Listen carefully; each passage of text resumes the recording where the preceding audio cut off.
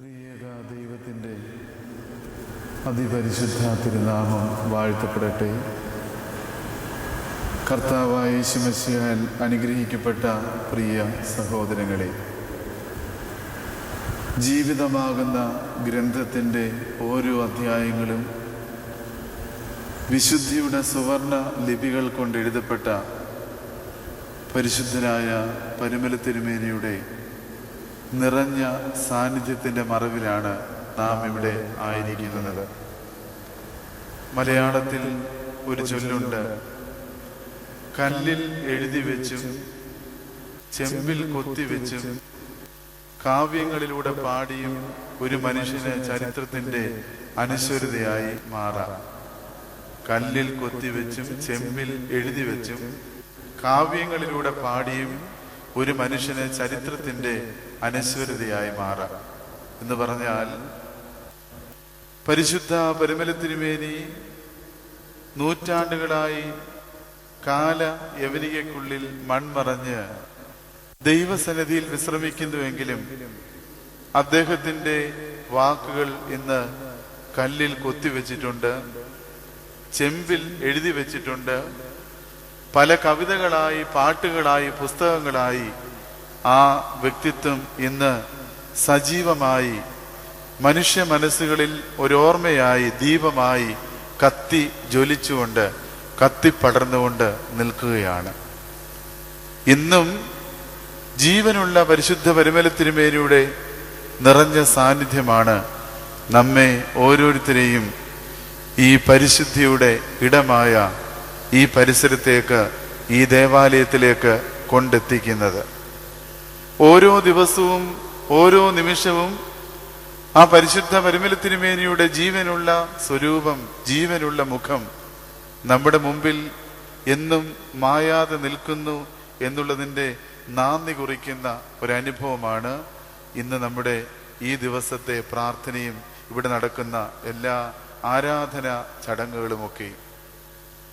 എന്നാൽ പ്രത്യേകിച്ച് കുറച്ച് മാസങ്ങളായി ബുധനാഴ്ച ദിവസം, വെള്ളിയാഴ്ചത്തെ ധ്യാനം കൂടാതെ തന്നെ ബുധനാഴ്ച ദിവസവും നമ്മുടെ വിശ്വാസികളുടെ ആത്മീക നവീകരണം എന്ന ലക്ഷ്യം മുൻനിർത്തിക്കൊണ്ട് ഇപ്രകാരം ബുധനാഴ്ച ദിവസവും ധ്യാനം, വിശ്വാസ പഠന ക്ലാസുകൾ ക്രമീകരിച്ചിരിക്കുകയാണ്. തീർച്ചയായിട്ടും നമ്മുടെ ഓരോരുത്തരുടെയും ജീവിത നവോത്ഥാനത്തിനും ദൈവീകരണത്തിലേക്കുള്ള ആ വലിയ അനുഭവത്തിനും ഇത് മുഖാന്തരമായി തീരും എന്നതിൽ യാതൊരു സംശയവുമില്ല. അനേകം ആളുകൾക്ക് ഇപ്പോൾ നമ്മളിവിടെ ഇരിക്കുന്നുണ്ടെങ്കിലും ഈ പ്രസംഗങ്ങളും ഇവിടെ നടക്കുന്ന ഈ ധ്യാനങ്ങളും പഠന ക്ലാസ്സുകളുമൊക്കെ ലോകത്തിന്റെ നാനാ തുറമുഖത്തുള്ളവര് ഇപ്പോൾ തന്നെ അത് കണ്ടുകൊണ്ടും കേട്ടുകൊണ്ടും അനുഭവിച്ചുകൊണ്ടും പ്രാർത്ഥിച്ചുകൊണ്ടും ഇരിക്കുകയാണെന്നുള്ളത് നമുക്ക് അറിയാം. എന്തിനാണ് ഇങ്ങനെയുള്ള വിശ്വാസ പഠന ക്ലാസുകൾ ക്രമീകരിച്ചിരിക്കുന്നത്? മനുഷ്യരാരും അവിശ്വാസികളായിട്ടല്ല. എല്ലാവർക്കും വിശ്വാസമുണ്ട്, എല്ലാ മനുഷ്യർക്കും വിശ്വാസമുണ്ട്. ഉദാഹരണത്തിന്, നമ്മൾ ഇന്ന് രാവിലെ ഇവിടെ വന്നു. വരുന്ന വഴിയിൽ എന്തെങ്കിലും അപകടമുണ്ടാകും എന്ന് വിശ്വസിച്ചുകൊണ്ടാണോ നമ്മൾ വരുന്നത്? അല്ല. അല്ലെ നമ്മൾ ബ്രേക്ക്ഫാസ്റ്റ് കഴിക്കുന്നു, ലഞ്ച് കഴിക്കുന്നു, ഡിന്നർ കഴിക്കുന്നു, പല കടകളിൽ കയറി ഭക്ഷണം കഴിക്കുന്നു. ഇത് ഓരോന്നും ഒരു ലാബിൽ കൊണ്ട് പരിശോധനയ്ക്ക് കൊടുത്തിട്ടല്ല നമ്മൾ അത് കഴിക്കുന്നത്. വിശ്വാസമുണ്ടോ, അതിലെന്തെങ്കിലും വിഷങ്ങൾ അടങ്ങിയിട്ടുണ്ടോ എന്ന് നോക്കിയിട്ടല്ല നമ്മൾ കഴിക്കുന്നത്. എല്ലാം എന്തുവാണ്? എല്ലാം ഒരു വിശ്വാസമെന്ന് ചില പരസ്യ കമ്പനികളിൽ പറയുന്നുണ്ട്. ഇതെല്ലാം ഒരു വിശ്വാസം, അതല്ലേ എല്ലാം എന്ന് പറയുന്നത് പോലെ എല്ലാ മനുഷ്യരും വിശ്വാസികളാണ്. പിന്നെ എന്തുകൊണ്ടാണ് ഇങ്ങനെയുള്ള വിശ്വാസ പഠന ക്ലാസ് ക്രമീകരിച്ചിരിക്കുന്നത് എന്നുള്ളത് നമ്മൾ നടിവരയിട്ട് ചിന്തിക്കേണ്ട ഒരു കാര്യമാണ്. എന്തുകൊണ്ട് വിശ്വാസ പഠന ക്ലാസുകളുടെ പ്രസക്തി എന്താണ്? കാലിക പ്രസക്തി എന്താണ്? എന്തുകൊണ്ടത് വേണ്ടി വരുന്നു എന്നുള്ളത് ചിന്തിക്കുക. ഇന്നത്തെ നമ്മുടെ ആത്മീകത എന്നത് ഒരു ചിന്തകന്റെ ഭാഷയിൽ പറഞ്ഞാൽ അത് ഒരു ക്യാപ്സൂൾ സ്പിരിച്വാലിറ്റി ആണെന്ന, ക്യാപ്സൂൾ പരുവത്തിൽ, ഗുളിക രൂപത്തിലുള്ള ആത്മീയത. ക്യാപ്സൂൾ സ്പിരിച്വാലിറ്റി, അല്ലെങ്കിൽ ഒരു പാരാസെറ്റാമോൾ സ്പിരിച്വാലിറ്റിയാണ് പാരാസെറ്റാമോള്. മറ്റൊരു തരത്തിൽ പറഞ്ഞു കഴിഞ്ഞാൽ ഒരു സ്റ്റെപ്പിനി ടയർ പോലെയാണ് നമ്മുടെ വിശ്വാസം. സ്റ്റെപ്പിനി ടയറിൻ്റെ കൂട്ട്. എന്താ ഇങ്ങനെയൊക്കെ പറഞ്ഞു കഴിഞ്ഞാൽ, അതായത് ഒരു പനിയോ തലവേദനയോ ഒക്കെ വരുമ്പോൾ നമ്മൾ ഓടിച്ചെന്ന് ആദ്യം ഫസ്റ്റ് എയ്ഡായിട്ട് സ്വീകരിക്കുന്നത് എന്താണ്?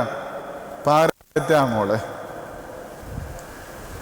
അല്ലെങ്കിൽ ഓടിക്കൊണ്ടിരിക്കുന്ന ഒരു വണ്ടി കേടുപാട് സംഭവിക്കുമ്പോൾ നമ്മൾ പഴയ ടയർ മാറ്റി, ടയറിന് കേട് വന്നെങ്കിൽ അതിൻ്റെ സ്റ്റെപ്പിനിയായിട്ട് വെച്ചിരിക്കുന്നത് മാറ്റുന്നത് പോലെ ഇന്ന് നമ്മുടെ ആത്മീയത എന്ന് പറയുന്നത് ഉദ്ദിഷ്ട കാര്യ സാധ്യങ്ങൾക്ക് വേണ്ടിയുള്ള ഒരു ആത്മീയതയായി. കസൻത് സാക്കിസ് എന്ന് പറയുന്ന ഒരു സാഹിത്യകാരൻ പറഞ്ഞിട്ടുണ്ട്, കസൻത് സാക്കിസ്, ഉടലിൻ്റെ ആസക്തികളും ആത്മാവിൻ്റെ സങ്കീർത്തനങ്ങളും തമ്മിൽ നിരന്തരം സംഘർഷം നടത്തിക്കൊണ്ടിരിക്കുന്ന ഒരു യുദ്ധഭൂമിയിലാണ് മനുഷ്യൻ ജീവിക്കുന്നത്. ഉടലിൻ്റെ ആസക്തികളും ആത്മാവിൻ്റെ സങ്കീർത്തനങ്ങളും എന്ന് പറഞ്ഞാൽ ഒരു വശത്തേക്ക് ഈ ലോകത്തിലെ ചിന്തകൾ, ഉടലിൻ്റെ ജഡീക ചിന്തകൾ നമ്മെ വലിക്കുമ്പോൾ മറുവശത്തേക്ക് ദൈവവും ആത്മാവും നമ്മെ വലിച്ചുകൊണ്ടിരിക്കുന്നു. ഇതിൻ്റെ രണ്ടിൻ്റെയും ഇടയിൽ കിടന്ന് എങ്ങോട്ട് പോകണമെന്നുള്ള ആ ഒരു കോൺഫ്ലിക്റ്റിലാണ്, സംഘടനത്തിലാണ് ആധുനിക മനുഷ്യൻ ജീവിക്കുന്നത്. എന്ന് പറയുമ്പോൾ ഇന്ന് ആത്മാവിൻ്റെ ആവശ്യങ്ങൾ വേണ്ട എന്ന് വെക്കുവാനും ശരീരത്തിൻ്റെ ആവശ്യങ്ങൾ ആവോളം നിറവേറ്റുവാനുമുള്ള ഒരു പുതിയ സംസ്കാരത്തിലേക്കാണ് ഇന്ന് ആത്മീക അനുഭവങ്ങൾ പോലും നമ്മെ വലിച്ചിഴച്ചുകൊണ്ട് പോകുവാൻ ശ്രമിക്കുന്നത് എന്നതാണ് ഞാൻ ക്യാപ്സൂൾ എന്ന സ്റ്റെപ്പിനി ടയർ എന്നൊക്കെ പറഞ്ഞതിൻ്റെ അർത്ഥം. ഇന്ന് ആത്മാവ് ഒരു പ്രശ്നമല്ല, ഒരു പ്രോസ്പെരിറ്റി, അനുഗ്രഹമാണ്, അല്ലെങ്കിൽ ഭൗതികമായിട്ടുള്ള നേട്ടങ്ങളാണ് ഇന്ന് ഏറ്റവും വലുത്. അതൊക്കെ ആത്മീയ കാര്യങ്ങളൊക്കെ ഒരു സൈഡായിട്ട് അങ്ങ് പോയാൽ ഇങ്ങനെയുള്ള ഒരു അനുഭവത്തിലേക്ക് മനുഷ്യനെ വലിച്ചിഴച്ചുകൊണ്ട് പോകുന്ന പല അനുഭവങ്ങളും ഉണ്ടാകുന്നു. അതുകൊണ്ടാണ് വിശ്വാസ പഠന ക്ലാസിൻ്റെ ആവശ്യകത എന്ന് പറയുന്നത്. ഇന്ന് മനുഷ്യന്റെ ഭക്തിയെ നമ്മൾ വിവിധ തരത്തിൽ നിന്ന് ചിന്തിച്ചു നോക്കിയാൽ ചില മനുഷ്യർക്കുള്ളത് സീസണൽ ഭക്തി. സീസൺ അങ്ങോട്ട് വരുമ്പോൾ ഭയങ്കര ഭക്തിയാണ്. 8 നോമ്പും പെരുന്നാളും വിശുദ്ധ പരിമല തിരുമേനിയുടെ ആ ദിവസവും ഒക്കെ വരുന്ന സമയത്ത് എന്തോ ഭക്തിയാണ് നമുക്ക്, അല്ലേ? എത്രമാത്രം ഭക്തി വർദ്ധിക്കുന്നു സീസണൽ. ഈ സീസൺ കഴിഞ്ഞാൽ പിന്നെ ഇനി അടുത്ത സീസൺ ഭക്തി വർദ്ധിക്കണമെങ്കിൽ, അടുത്ത പെരുന്നാളും കൺവെൻഷനും ഒക്കെ വരണം, എന്ത് ഭക്തി വർദ്ധിക്കണമെങ്കിൽ. മറ്റു ചിലർക്കുള്ള ഭക്തി എന്ന് പറയുന്നത്, അതായത് ഇൻസിഡന്റൽ ഓർ ഒക്കേഷണൽ ഫെയ്ത്ത്. ചില സാഹചര്യങ്ങളും സംഭവങ്ങളും ജീവിതത്തിൽ ഉണ്ടാകുമ്പോൾ മാത്രം വിശ്വാസികളാകുന്നവരുണ്ട്. കെട്ടിക്കാറായി മകള് വീട്ടിൽ നിൽക്കുന്നു, പാസ്പോർട്ട് ചെയ്യാൻ ചെന്നപ്പോൾ മഴ പെയ്തെല്ലാം വീണ് കിടക്കുന്നു, മിഷൻ പോലും ഇറക്കാൻ പറ്റുന്നില്ല, അല്ലെ മണ്ടരി ബാധിച്ചു തെങ്ങിന്, പ്രതീക്ഷിച്ച രീതിയിലുള്ള ഫലം കിട്ടുന്നില്ല, അല്ലെ പാസ്പോർട്ട് കിട്ടുന്നില്ല, മകൻ പരീക്ഷയിൽ തോക്കുന്നു. ഇതുപോലെയുള്ള സംഭവങ്ങൾ ജീവിതത്തിൽ ഉണ്ടാകുമ്പോൾ മാത്രം ഒരു ഭക്തി വർദ്ധിക്കാറുണ്ട്. മറ്റു ചിലർക്കുള്ള ഭക്തി എന്ന് പറയുന്നത് ഫറവോന്റെ ഭക്തിയാണ്. നമുക്കറിയാം, ഫറവോന്റെ കൊട്ടാരത്തിൽ ബാധകൾ ഉണ്ടായി. ഓരോ ബാധയുണ്ടാകുമ്പോഴും ഫറവോൻ മോശയോട് പറയും, നീ യഹോവയോട് ചെന്ന് പ്രാർത്ഥിക്കുക, ഈ ബാധ വിട്ടുമാറാമെങ്കിൽ ഞാൻ നിന്റെ ജനത്തെ വിട്ടയച്ചേക്കാം. തിരുവചനത്തിൽ പറയുന്നു, ബാധയൊക്കെ മാറി കാര്യമെല്ലാം സാധിച്ചു കഴിഞ്ഞല്ലോ. പാലം, വലിയ പ്രയാസമുള്ള പാലം കയറുന്നിടം വരെ നമ്മൾ നാരായണ നാരായണ എന്നിങ്ങനെ വിളിച്ചുകൊണ്ടാണ് കയറുന്നത്. കയറി കഴിഞ്ഞു കഴിഞ്ഞാൽ പിന്നെ കോരായണൻ. ഈ ഒരു ചിന്തയാണ് ഫറവോന് പറ്റിയത്. ഓരോ ബാധ ഉണ്ടാകുമ്പോഴും ഫറവോൻ ചെന്ന് പറഞ്ഞു, ബാധയെല്ലാം മാറി. തിരുവചനത്തിൽ എന്നിട്ട് പറയുന്നു, ഫറവോൻ തൻ്റെ ഹൃദയത്തെ കൂടുതൽ കൂടുതൽ കഠിനമാക്കി തീർത്തു. കാര്യം സാധിച്ചു കഴിഞ്ഞപ്പോൾ പിന്നെ വിശ്വാസവും ഒക്കെ ഒരു വിഷയമാണ് നമുക്ക്. മറ്റു ചിലർക്ക് ഒരു ഭക്തിയുണ്ട്, എന്താണെന്നറിയാമോ? കണ്ടീഷണൽ ഭക്തി. കണ്ടീഷൻസ്, ദൈവം മുമ്പാകെ കണ്ടീഷൻസ് വെക്കും. ഇതിന് ഉത്തമ ഉദാഹരണമായിട്ട് നമ്മൾ വിശുദ്ധ ബൈബിളിൽ കാണുന്നുണ്ട്. ഉൽപ്പത്തി പുസ്തകം 28-ാം അധ്യായം 20 മുതൽ 22 വരെയുള്ള വാക്യങ്ങൾ. ഉൽപ്പത്തി 28, 20 മുതൽ 22 വരെയുള്ള വാക്യങ്ങൾ. കണ്ടീഷണൽ ഭക്തി. യാക്കോബ് വീട്ടിൽ നിന്ന് ജ്യേഷ്ഠാവകാശം തട്ടിയെടുത്തു, അപ്പൻ്റെ കയ്യിൽ നിന്ന് അനുഗ്രഹം തട്ടി വാങ്ങി. ഇനി വീട്ടിൽ ചെന്നാൽ ജ്യേഷ്ഠൻ കൊല്ലുമോ എന്നുള്ള പേടിയുണ്ട്, അനുഗ്രഹിച്ച അപ്പൻ ശപിക്കുമോ എന്നുള്ള പേടിയുണ്ട്, അനുഗ്രഹം വാങ്ങിക്കുവാൻ കൂട്ടുനിന്ന അമ്മയുടെ അവസ്ഥയെപ്പറ്റി ആകുല ചിന്തയുണ്ട്. ഇങ്ങനെ പല വിധത്തിലുള്ള അസ്വസ്ഥതകളുമായി യാക്കോബ് ഇങ്ങനെ വീട്ടിൽ നിന്ന് ബഥേൽ എന്ന് പറയുന്ന സ്ഥലത്ത് വന്ന് കിടക്കുകയാണ്. അവിടെ വെച്ച് യാക്കോബ് ഒരു ദർശനം കാണുന്നു. ഉടനെ യാക്കോബ് ഒരു നേർച്ച നേർന്നു. 20 മുതൽ 22 വരെ എന്തൊക്കെയാ അവിടെ പറയുന്നത്? ഞാൻ പോകുന്നിടത്തെല്ലാം നീ കൂടെ ഇരിക്കണം. ഒരു മനുഷ്യന്റെ ജീവിതത്തിൽ ഏറ്റവും വേണ്ട കാര്യം എന്തുവാ? പോകുന്നിടത്തെല്ലാം കർത്താവ് കൂടെ ഇരിക്കണം. എനിക്ക് കഴിക്കുവാനും കുടിക്കുവാനും ഉടുക്കുവാനും വല്ലതും തരണം. ആഹാരം, വസ്ത്രം, പാർപ്പിടം ഒരു മനുഷ്യന്റെ പ്രാഥമികമായിട്ടുള്ള ആവശ്യമാണ്. മാത്രമല്ല എന്നെ എൻ്റെ അപ്പൻ്റെ വീട്ടിലേക്ക് നീ സൗഖ്യത്തോടെ മടക്കി അയക്കണം. അതാണ് എൻ്റെ ജീവിതത്തിൽ ഏറ്റവും ആയിട്ടുള്ളത്. ഇതെല്ലാം തരാം എങ്കിൽ, ഇഫ് എന്ന വാക്കാണ് അവിടെ ഉപയോഗിച്ചിരിക്കുന്നത് ഇംഗ്ലീഷില്. ഇതെല്ലാം തരാം എങ്കിൽ നീ എനിക്ക് ദൈവമായിരിക്കും, ഞാൻ നിനക്ക് ദശാംശം തരാം. പലപ്പോഴും വലിയ നമ്മൾ ഓരോ ആരോഗ്യം പോകുന്നത് അല്ലേ? കാര്യം വലിയൊരു ലിസ്റ്റ് ദൈവം ഭാഗം സമർപ്പിക്കും. ഇതൊക്കെ തരാം എങ്കിൽ നീ എനിക്ക് ദൈവമാണ്. എന്നാൽ ഒരു ഓർത്തഡോക്സ് വിശ്വാസിക്ക് വേണ്ടത്, ക്രിസ്തീയ വിശ്വാസിക്ക് വേണ്ടത് കണ്ടീഷണൽ ഫെയ്ത്ത് ആണ്. കണ്ടീഷണൽ ഫെയ്ത്ത്, വ്യവസ്ഥകളില്ലാതെ ഓൾവേസ് ഫെയ്ത്ത്, ദൈവത്തെ എപ്പോഴും വിശ്വസിക്കുന്ന ഭക്തിയുള്ള മനുഷ്യരായി തീരണം. ഇതിനൊരു ഉദാഹരണമുണ്ട്. ഹബക്കൂക്ക് പ്രവചനം 3-ാം അധ്യായം 17 മുതൽ 20 വരെയുള്ള വാക്യങ്ങൾ. ഹബക്കൂക്ക് 3 വാക്യങ്ങള്. ഹബക്കൂക്ക് പ്രവാചകനോട് ദൈവം പറയുകയാണ്, വന്ന് ആദ്യമായിട്ട് പറയുന്നു. എന്താ പറയുന്നത്? അത്തിവൃക്ഷം തളിർക്കയില്ല. അന്നത്തെ കാലത്തെ ഉപജീവനത്തിന്റെ ഏറ്റവും വലിയ മാർഗമാണ് അത്തിവൃക്ഷം. അത് കൃഷി ചെയ്ത് അതിൽ നിന്ന് കിട്ടുന്നത് കൊണ്ട് വേണം അന്ന് കടമൊക്കെ വീട്ടി ഉപജീവനം കഴിപ്പാൻ. ഇപ്പോൾ പറയുന്നു അത്തിവൃക്ഷം തളിർക്കയില്ല.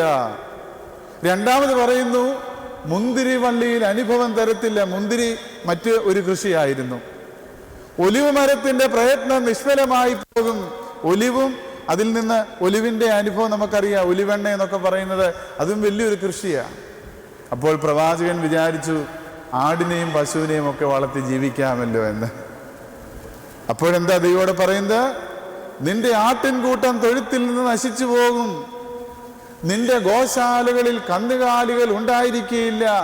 ഇത്രയും വന്ന് ഈ പരിമല ദേവാലയത്തിൽ വന്നുകൂടിയിരിക്കുന്ന, അല്ലെങ്കിൽ ഈ ശബ്ദപരിധിക്കുള്ളിലായിരിക്കുന്ന, ഈ പ്രസംഗം കേൾക്കുന്ന ഓരോരുത്തരോടും ദൈവം വന്ന് പറയുകയാണ്, മത്തായിയെ, ലീലാമേ, ചാക്കോച്ച, അത്തിവൃക്ഷം തളിർക്കയില്ല, നിന്റെ മക്കൾ നശിച്ചു പോകും, നിന്റെ നിലങ്ങൾ ആഹാരം വിളയിക്കുകയില്ല എന്നൊക്കെ പറഞ്ഞാൽ ഓടി വന്ന് പറയാം, അച്ഛാ ഇതാരാണ്ട് ഏതാണ്ട് ചെയ്തതാണ്. ഈ അടുത്ത സമയത്ത് ഒരു പള്ളിയിലെ ഒരു പ്രസവം കഴിഞ്ഞ് കുറച്ച് ദിവസമായി കുട്ടിക്ക് 3 ദിവസമായിട്ട് മലം പോകുന്നില്ല. 3 ദിവസമായിട്ട് മലം പോകാനായിട്ട് പ്രയാസം. ഇത് ഇവര് മനസ്സിൽ വെച്ചുകൊണ്ടിരുന്നു. ഡോക്ടറെ ഒന്നും കാണിക്കാതിരുന്നു. അപ്പോൾ ഒരു പ്രൊട്ടസ്റ്റന്റ് ഉപദേശി, ഒരു പെന്തക്കോസ് ഉപദേശി അതുവഴി കടന്നു വന്നപ്പോൾ ഈ സഹോദരി ഈ കാര്യം പറഞ്ഞപ്പോൾ അദ്ദേഹം പറഞ്ഞു, ഇതൊരു പൈശാചിക ബന്ധനമായതുകൊണ്ട് 3 ദിവസം ഉപവാസ പ്രാർത്ഥന ഇവിടെ നടത്തണമെന്ന്. പൈശാചിക ബന്ധനമാണ് ഈ മലം പോകാത്തതല്ല, പൈശാചിക ബന്ധനമാണ്.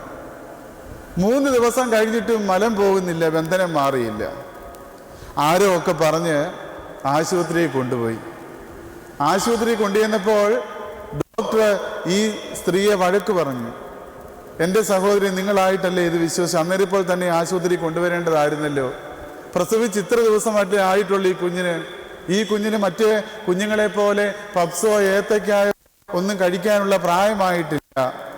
കൃത്യമായ സമയത്ത് ശരിയായ വിധത്തിൽ മുലപ്പാൽ കൊടുത്തെങ്കിലേ എന്ത് പോകത്തുള്ളൂ? കുഞ്ഞുങ്ങൾക്ക് മലം പോകത്തുള്ളൂ. അപ്പോഴേക്കും ചോദിച്ചു വന്നപ്പോഴാണ് ഈ കുട്ടി പറഞ്ഞത്, ഈ സ്ത്രീ പറഞ്ഞത്, ഏതോ ഒരു കൂട്ടുകാരി പറഞ്ഞു കൊടുത്തു, ഒത്തിരി മുലപ്പാൽ കൊടുത്താൽ ശരീരത്തിൻ്റെ സൗന്ദര്യം പോകുന്നു. അതിൻ്റെ പേരിൽ ഇലപ്പാൽ കൊടുക്കാതിരിക്കുക. പക്ഷേ ഉപദേശിയുടെ ദൃഷ്ടിയിൽ എന്തായി തീർന്നു? അത് പൈശാചിക ബന്ധനമായി മാറി. അന്ന് തൊട്ട് ഈ പെൺകുട്ടി കോഴി കൂട്ടിക്കിടന്നലച്ചാൽ കൂടോത്രം, പശുവിനെ കറക്കാൻ നിന്നപ്പോൾ പശു കാല് പൊക്കി കൂടോത്രം, നടക്കാൻ ഇറങ്ങിയപ്പോൾ പൂച്ച കുറുകെ ചാടി കൂടോത്രം, നനഞ്ഞ വിറക് അടുപ്പത്ത് വെച്ച് കത്താതെരിഞ്ഞു പോയി കൂടോത്രം, ഗ്ലാസ് കയ്യിൽ നിന്ന് തെന്നി വീണാൽ കൂടോത്രം. ഇങ്ങനെ തൊടുന്നതും പിടിക്കുന്നതും എല്ലാം എന്തുമായി മാറി? പൈശാചിക ബന്ധനമായി അല്ലെങ്കിൽ കൂടോത്രമായി ഇങ്ങനെ മാറിക്കൊണ്ടിരിക്കുക. ഇവിടെ പ്രവാചകൻ പറയുന്നത് എന്താണ്? എൻ്റെ വിളവ് നശിച്ചോട്ടെ, കന്നുകാലികൾ പൊക്കോട്ടെ, ആടുമാടുകൾ നശിച്ചോട്ടെ. അവസാനത്തെ വാക്യത്തിൽ പറയുന്നതാണ്, എങ്കിലും ഞാൻ എൻ്റെ രക്ഷയുടെ ദൈവത്തിൽ ഉല്ലസിക്കും. എങ്കിലും നമ്മൾ യാക്കോബിൽ കണ്ടത്, എങ്കിൽ ഇതെല്ലാം തരാം, എങ്കിൽ നീ എനിക്ക് ദൈവമാണ്. ഇവിടെ പറയുന്നു, എന്തെല്ലാം വന്നാലും നശിച്ചാലും എങ്കിലും ഞാൻ എൻ്റെ രക്ഷയുടെ ദൈവത്തിൽ ഉല്ലസിക്കും. അപ്പം ഞാൻ പറഞ്ഞു വന്നതിൻ്റെ ഉദ്ദേശം വിശ്വാസ പഠന ക്ലാസിൻ്റെ ഒരു പ്രാധാന്യമാണ്. മനുഷ്യൻ ദൈവത്തെ ഇന്ന് ഒരു മജീഷ്യനായിട്ട്, ഒരു അത്ഭുതം പ്രവർത്തിക്കുന്നവനായിട്ട് മാത്രം ചിത്രീകരിച്ചുകൊണ്ട് അതിലേക്ക് നമ്മുടെ വിശ്വാസത്തെ കോർത്തിണക്കിയിരിക്കുകയാണ് ഇന്ന് ക്രൈസ്തവ സഭാ വിശ്വാസം. ഞങ്ങളുണ്ടാക്കുന്ന ദൈവങ്ങൾ നയിക്കണമെന്ന് ഇസ്രായേൽ മക്കൾ ചരിത്രത്തിൽ പറഞ്ഞത് ഇന്നും ക്രിസ്ത്യാനികൾ ആവർത്തിച്ചുകൊണ്ടിരിക്കുകയാണ്. അപ്പം വർദ്ധിപ്പിക്കുന്ന, അടയാളങ്ങൾ കാണിക്കുന്ന ഒരു ദൈവത്തെ മാത്രം അന്വേഷിച്ചുകൊണ്ടുള്ള നമ്മുടെ ക്രിസ്തീയ ജീവിത യാത്ര അപകടകരമായി ഇന്ന് എത്തിയിരിക്കുകയാണെന്നുള്ളത് നമ്മൾ മനസ്സിലാക്കിയേ മതിയാവും. അതുകൊണ്ടാണ് ഫ്രാൻസിസ് ഓഫ് അസീസി എന്ന് പറയുന്ന വിശുദ്ധൻ എപ്പോഴും പ്രാർത്ഥിക്കാറുള്ള ഒരു പ്രാർത്ഥനയുണ്ടായിരുന്നു. ദൈവമേ, പറുദീസയെ മോഹിച്ചാണ് ഞാൻ അങ്ങയെ സ്നേഹിക്കുന്നതെങ്കിൽ എന്നെ ഒരു മാലാഖയെ വിട്ട് അതിൻ്റെ വാതിൽ അടപ്പിക്കണം. ദൈവമേ, നരകത്തെ പേടിച്ചാണ് ഞാൻ അങ്ങയെ സ്നേഹിക്കുന്നതെങ്കിൽ എന്നെ ആ നിത്യാഗ്നിയിലേക്ക് വലിച്ചെറിയണം. മറിച്ച് അങ്ങയെ മാത്രമാണ് ഞാൻ സ്നേഹിക്കുന്നതെങ്കിൽ എന്നെ ഇരു കരങ്ങളും നീട്ടി സ്വീകരിക്കണമേ എന്ന് പ്രാർത്ഥിച്ചതുപോലെ, പാസ്പോർട്ടിന് വേണ്ടിയോ ഗൾഫിൽ പോകാൻ വേണ്ടിയോ NOC കിട്ടാൻ വേണ്ടിയോ അല്ല വിശ്വാസം എന്ന് പറയുന്നത്. ദൈവസ്നേഹത്തിലേക്ക് ഉയരുന്നതിൻ്റെ, ദൈവസ്നേഹത്തിലേക്ക് വളരുന്നതിൻ്റെ, ദൈവീകരണത്തിലേക്ക് നാം ഉയരുന്നതിൻ്റെ ഒരു വലിയ അനുഭവമായി വിശ്വാസത്തെ കണ്ടെങ്കിൽ മാത്രമേ നമുക്ക് പിതാക്കന്മാർ വിശുദ്ധ കുർബാനയിൽ പ്രാർത്ഥിക്കുന്നത് പോലെ സത്യവിശ്വാസത്വമാകുന്ന പാറമേൽ ഉറച്ചു നിൽക്കുവാൻ നമുക്ക് സാധിക്കുകയുള്ളൂ. അപ്പം നിങ്ങൾക്ക് മനസ്സിലായല്ലോ എന്തുകൊണ്ടാണ് വിശ്വാസ പഠന ക്ലാസ് ഇവിടെ വെച്ചിരിക്കുന്നതിൻ്റെ ഉദ്ദേശം. മനുഷ്യൻ എന്ന വിശ്വാസത്തെ മെറ്റീരിയലിസ്റ്റിക്, ഭൗതികവുമായിട്ട് കൂട്ടി യോജിപ്പിച്ചിരിക്കുന്നു. അത് ഇന്ന് അപകടകരമായി തീർന്നിരിക്കുന്ന ഒരനുഭവമാണ് എന്ന് നമ്മൾ ചിന്തിക്കുക. ഇന്ന് നമ്മുടെ വിശ്വാസികളിലൊക്കെ കടന്നുകൂടിയിട്ടുള്ള ഒരു വലിയ സംശയമുണ്ട്. എന്താണെന്നറിയാമോ? ഞാൻ രക്ഷിക്കപ്പെട്ടതാണോ? അല്ലെങ്കിൽ ഞാൻ ചെയ്യുന്ന ഈ കാര്യങ്ങൾ, ചടങ്ങുകൾ വലുതാണോ? അത് വേദപുസ്തകത്തിലുള്ളതാണോ? അനേകർ പറയുന്നല്ലോ ഇത് വേദപുസ്തകത്തിലുള്ളതല്ല എന്നൊക്കെ പറയുന്നുണ്ടല്ലോ.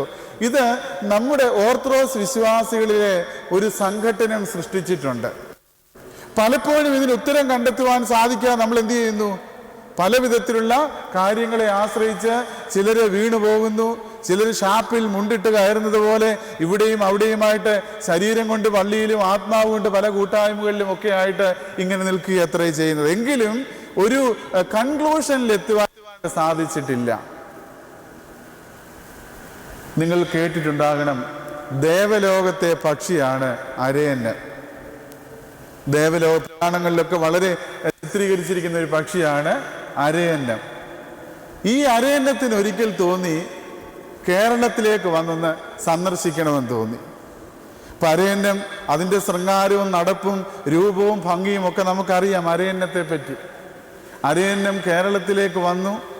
അരയന്നത്തിൻ്റെ ഈ നടപ്പ് കണ്ടിട്ട് ഒരു കാക്കയ്ക്ക് തോന്നി എനിക്കും അതുപോലെ നടക്കണമെന്ന്. ഇപ്പം ഈ അരയന്നത്തിൻ്റെ ശൃംഗാര ഭാവമൊക്കെ കണ്ടിട്ട് കാക്ക എന്ത് ചെയ്യുന്നറിയാമോ? അരയന്നത്തിൻ്റെ പുറകിൽ ഇങ്ങനെ നടന്ന് പഠിക്കുക. കുറച്ച് കഴിഞ്ഞപ്പോൾ അരയന്നത്തെ കാണാനില്ല. അന്ന് തൊട്ട് കാക്കയ്ക്ക് ഒരു കൺഫ്യൂഷൻ, എങ്ങനെ നടക്കണമെന്നറിയത്തില്ല, മറന്നുപോയി. പാരമ്പര്യമായിട്ട് കാക്കയ്ക്ക് ഒരു നടപ്പുണ്ടായിരുന്നു അല്ലേ, ജന്മന ഒരു നടപ്പുണ്ടായിരുന്നു. അരയന്നം വന്നതോടുകൂടെ കാക്ക ജന്മന ഉള്ള നടപ്പ് എങ്ങനെയാണെന്ന് അങ്ങ് മറന്നുപോയി. അരയന്നത്തിന്റെ കൂടെ നടന്ന് പഠിച്ചതും അങ്ങ് അനുകരിക്കാൻ ശ്രമിച്ചതും മറന്നുപോയി. അന്ന് തൊട്ടാണ് ഈ കാക്ക ചാടി നടക്കുന്നതെന്നാണ് പുരാണങ്ങളിൽ പറയുന്നത്. നമ്മുടെ ക്രിസ്തീയ വിശ്വാസികളിൽ പറ്റിയിരിക്കുന്ന ഒരു അപകടം ഞാൻ ഈ ഉദാഹരണത്തിലൂടെ പറഞ്ഞതാണ്. പാരമ്പര്യമായിട്ടൊരു വിശ്വാസമൊക്കെ ഉണ്ടായിരുന്നു, ഒരു ഫെയ്ത്ത് ഒക്കെ നമുക്കുണ്ടായിരുന്നു. പലരെയും അനുകരിക്കാൻ ശ്രമിച്ച് പഴയതും മറന്നുപോയി, പുതിയതും മറന്നുപോയി. ഇപ്പോൾ ഒരു ചാട്ടം, ഷൂ എന്നുള്ള ഒരു ചാട്ടം മാത്രം കാക്കയെ പോലെ നമ്മളും അവശേഷിച്ചിരിക്കുന്നു. മറ്റൊരു ഉദാഹരണം കൂടെ പറഞ്ഞു കഴിഞ്ഞാൽ, രക്ഷിക്കപ്പെട്ടോ എന്ന് ചോദിച്ചാൽ, ഇവിടെ അനേകർ ചിലപ്പോൾ ഗൾഫിലൊക്കെ പോയവരും ഫ്ലൈറ്റിൽ കയറിയവരും ഒക്കെ ഉണ്ടായിരിക്കും.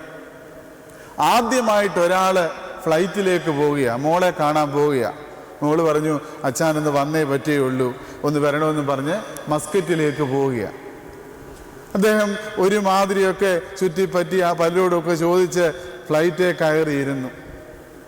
ഇരുന്ന് കഴിഞ്ഞപ്പോൾ സുന്ദരികളായ എയർ ഹോസ്റ്റസ്മാർ നല്ല ഭക്ഷണമൊക്കെ ഇങ്ങനെ കൊണ്ടുവരുന്നു. ആദ്യം ജ്യൂസ്, ബിയർ, അതിൻ്റെ അകത്ത് കിട്ടുന്ന റമ്മ്, ഇങ്ങനെ വേണ്ട പല സാധനങ്ങളുണ്ട്. ഇതും കൊണ്ട് ഇങ്ങനെ ചോദിച്ച് വേണോ, ഇങ്ങനെ ചോദിക്കുക, ഏത് വേണം. ഒരുമാതിരി കയറിയിട്ടുള്ളവർക്കൊക്കെ അറിയാം, അധികം ചോദിക്കാതെ തന്നെ അവരങ്ങ് എടുക്കും. ഈ ആദ്യമായിട്ട് കയറിയ മനുഷ്യന് ഇത് കൊണ്ടുവന്ന കണ്ടിട്ട് ഇയാളൊന്നും തന്നെ വാങ്ങിച്ച് കഴിക്കുന്നില്ല. അദ്ദേഹം അടുത്തിരുന്ന ആളിനോട് ചോദിച്ചു, കൂടുതൽ ബില്ലാകുമല്ലോ എന്നും കണ്ട് ഇതൊന്നും വാങ്ങിച്ച് കഴിക്കാതിരുന്നു. അപ്പുറത്തിരിക്കുന്ന ആൾ കൊണ്ടുവന്ന എല്ലാം വാങ്ങിച്ച് കഴിക്കുന്ന കണ്ടു. ഫ്ലൈറ്റിൽ നിന്ന് അങ്ങോട്ട് ഇറങ്ങിയപ്പോൾ അടുത്തിരുന്ന് എല്ലാം കഴിച്ച ആളിനോട് ഇദ്ദേഹം ചോദിച്ചു, സാറേ ഒരു മിനിറ്റ്, സാറ് കൊണ്ടുവന്ന എല്ലാം കഴിക്കുന്ന കണ്ടല്ലോ, എത്ര രൂപ കൂടുതലായി കാണും, ബില്ലായി കാണുമെന്ന്. ഉടനെ അദ്ദേഹം മുഖത്ത് കൈവച്ചുകൊണ്ട് പറഞ്ഞു, എടോ, താൻ ബില്ലാകുമെന്നും കണ്ടാണോ ഇത് കഴിക്കാതിരുന്നത്?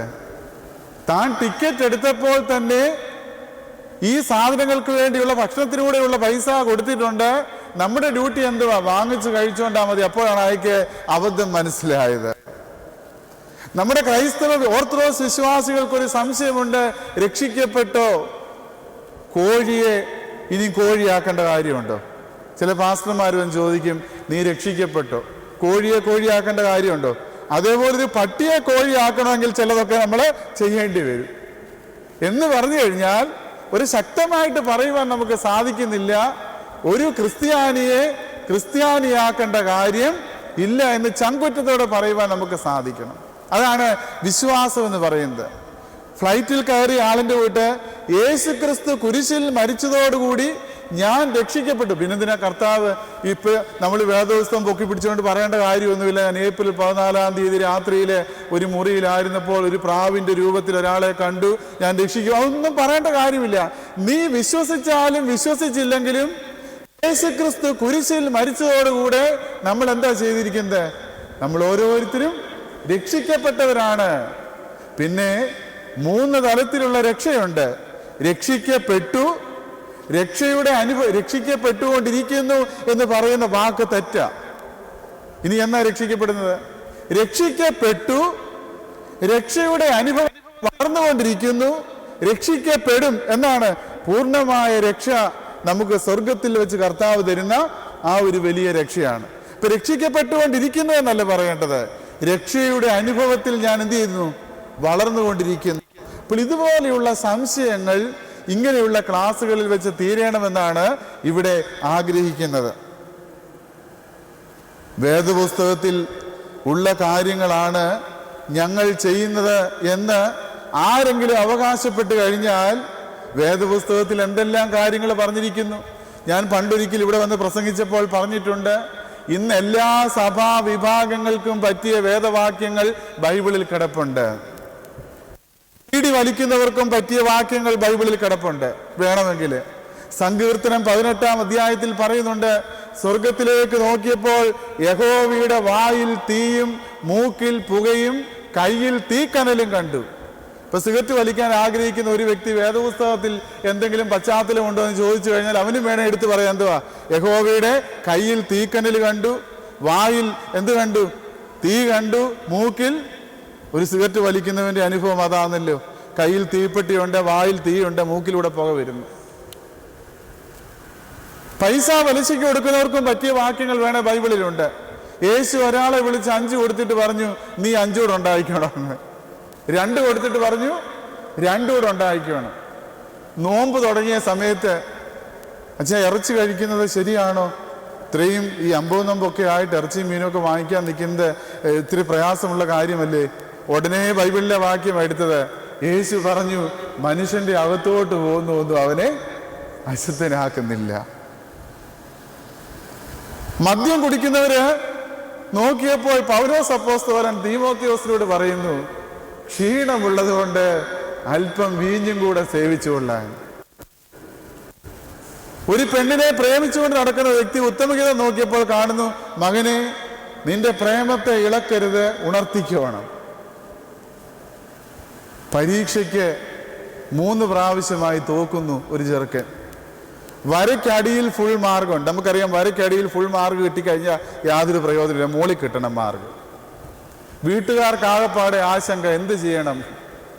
ഉടനെ ഒരു കൗൺസിലറുടെ അടുക്ക ചെന്നു, മോനെ നിന്റെ ഈ പോക്കിനെ പറ്റി ആശങ്കയുണ്ടല്ലോ വീട്ടുകാർക്ക്, നീ നന്നായിട്ട് പഠിക്കണം എന്നൊക്കെ പറഞ്ഞപ്പോൾ അവനും ബൈബിളിൽ നിന്ന വാക്യം സഭാപ്രസംഗി 12:12, മകനെ പുസ്തകം ഓരോന്നുണ്ടാക്കുന്നത് അവസാനമില്ല, അധികം പഠിക്കുന്നത് ശരീരത്തിന് ക്ഷീണം തന്നെ. സഭാപ്രസംഗി 12:12. അപ്പൊ ഇങ്ങനെ നോക്കിക്കഴിഞ്ഞാൽ റീത്തുകാർക്കും പെന്തക്കോസുകാർക്കും പാത്രികീസുകാർക്കും മർത്തോമാക്കാർക്കും ഓർത്തഡോക്സുകാർക്കും എല്ലാവർക്കും പറ്റിയ വാക്യങ്ങൾ എവിടുണ്ട്? വേദപുസ്തകത്തിലുണ്ട്. അപ്പൊ ഈ രീതിയിൽ ഇന്ന് പാലിൽ വെള്ളം ചെന്നത് പോലെ ഇന്ന് വേദപുസ്തകത്തെ വികലമായി വ്യാഖ്യാനിക്കുന്നത് കൊണ്ട് യഥാർത്ഥ വിശ്വാസത്തെ മനസ്സിലാക്കുവാൻ നമുക്ക് സാധിക്കുന്നില്ല. ബൈബിളിൽ എന്ത് പറഞ്ഞിരിക്കുന്നുവെന്ന് നമ്മൾ അന്വേഷിക്കുന്നില്ല. ഒരാൾ ഒരിക്കൽ തൂങ്ങിച്ചാകാൻ പോകാൻ ഒരുങ്ങി. ഈ മനുഷ്യൻ അങ്ങനെ പള്ളിയിൽ പോകുന്ന വ്യക്തിയൊന്നുമല്ല, ബൈബിൾ അങ്ങനെ വായിക്കാറില്ല. എങ്കിൽ ആരോ പറഞ്ഞു, നീ ബൈബിൾ തുറന്നു നോക്കി അതിനകത്ത് പറയുന്ന അനുസരിച്ച് ചെയ്യണം. ഇപ്പൊ തൂങ്ങിച്ചാകാൻ പോകാൻ തീരുമാനിച്ചിരിക്കുക. അപ്പൊ നമുക്കൊരു സ്വഭാവമുണ്ട്, എവിടെങ്കിലും ഒന്ന് പോകാൻ ഇറങ്ങുന്ന ഉടനെ ഇങ്ങനെ അങ്ങോട്ട് തുറന്നു നോക്കുമ്പോൾ, വേദപുസ്തകം തുറന്നു നോക്കുമ്പോൾ കിട്ടുന്ന വാക്യം ദൈവ നടത്തിപ്പാണെന്ന് പലരും കരുതാറുണ്ട്. പക്ഷെ ചിലപ്പോൾ അത് അപകടത്തിലുമായിരിക്കും. കല്യാണം കഴിക്കാൻ അങ്ങോട്ട് പ്രാർത്ഥിച്ചിറങ്ങുന്നതിന് മുമ്പ് ഈ പെൺകുട്ടി ഒരു വേദപുസ്തകം തുറന്നു നോക്കിയപ്പോൾ കിട്ടിയത്, ഇപ്പോഴുള്ളവനോ നിന്റെ ഭർത്താവല്ല. തീർന്നേ, ഇപ്പോഴുള്ളവനോ നിന്റെ ഭർത്താവല്ല. റിയൽ എസ്റ്റേറ്റിന് വില പറയാൻ പോകുമ്പോഴാണ് അങ്ങോട്ട് ഇറങ്ങി, എന്നാൽ വേദപുസ്തകം എന്ത് പറയുന്നു? തുറന്നു നോക്കി, നീ പോകുന്ന യാത്ര നിനക്ക് ശുഭകരമല്ല. തീർന്നു. അതുപോലെ പല കാര്യങ്ങളും ഈ മനുഷ്യൻ ചിന്തിച്ചു, തൂങ്ങിച്ചാകാൻ പോകാനിരിക്കും. എന്ത് വേദപുസ്തകത്തിൽ പറയുന്നു? ഒന്നിപ്പഴിച്ചാൽ എത്രയാണ്? 3. തുറന്നു നോക്കിയപ്പോൾ കിട്ടിയത്, അവൻ പോയി തൂങ്ങിച്ചത്തു. ഒന്നിപ്പഴിച്ച 3, അത് ആശ്വാസമായില്ല. രണ്ടാമത് കണ്ണടച്ച് കുത്തി ഇങ്ങനെ, നമുക്കുണ്ടല്ലോ പരീക്ഷ എഴുതുന്ന സമയത്ത് കൊച്ചു പിള്ളേർക്ക് എന്ത് ചെയ്യും? ഞാനും ഒക്കെ ചെയ്തിട്ടുണ്ട്. ഇപ്പം വിവരമുള്ളവർക്ക് മനസ്സിലായി അങ്ങനെ കുത്തിയിട്ട് പ്രയോജനമില്ലെന്നുള്ളത്. അതായത് ഇങ്ങനെ കേരളത്തിൻ്റെ തലസ്ഥാനം ഏതാണെന്ന് കൊച്ചി, തിരുവനന്തപുരം അല്ലെങ്കിൽ പാലക്കാട് ഇങ്ങനെ കൊടുക്കും. നമ്മളിങ്ങനെ കറക്കി കുത്തിയിട്ട് കുത്തു വീഴുന്ന ചില എന്ത് കൊടുക്കും? അത് നല്ല ആൻസർ ആണെന്നുണ്ട്. പക്ഷെ വിവരമുള്ളവർ പരീക്ഷാകാലം ഇറങ്ങി കഴിയുമ്പോൾ പറയും, പാലക്കാടല്ലായിരുന്നു തിരുവനന്തപുരം ആണെന്ന് പറയുമ്പോഴാണ്, വിവരമുള്ളവർ പറയുമ്പോഴാണ് മനസ്സിലാകുന്നത് കുത്തിട്ട് തെറ്റിപ്പോയെന്ന്. ഇദ്ദേഹം കറക്കി കുത്തു വീണത് 2ാമത്തെ ഭാഗമാണ്, നീയും പോയി അങ്ങനെ തന്നെ ചെയ്യുവീൻ. ഒറ്റ പ്രാവശ്യമേ ഉള്ളൂ, തൂങ്ങിച്ചാൻ പോകാൻ ആഗ്രഹിച്ചിരിക്കുക. 3ാമത് കിട്ടി, നീ ചെയ്യാനുള്ളത് വേഗം പോയി ചെയ്യുവീൻ. ഇതാണ് ഇന്ന് നമ്മുടെ വിശ്വാസ ജീവിതത്തിൽ പറ്റിയിരിക്കുന്നത്. നിങ്ങൾ കൈ മലർത്തുമ്പോൾ ഞാൻ എൻ്റെ കണ്ണടച്ചു കളയും. ഉടനെ കൈ മലർത്തി പ്രാർത്ഥിക്കരുത്.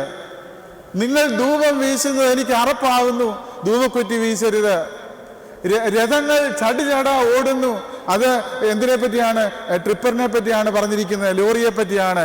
ഇങ്ങനെയുള്ള വ്യാഖ്യാനങ്ങളാണ് ഇന്ന് ക്രൈസ്തവ സഭകളിൽ നടക്കുന്നത്. എല്ലാവർക്കും പറ്റിയ വാക്യങ്ങൾ കണ്ടുപിടിക്കുന്നു. പക്ഷെ ഇവരൊട്ട് വേദപുസ്തകം അനുസരിക്കുന്നില്ല താനും.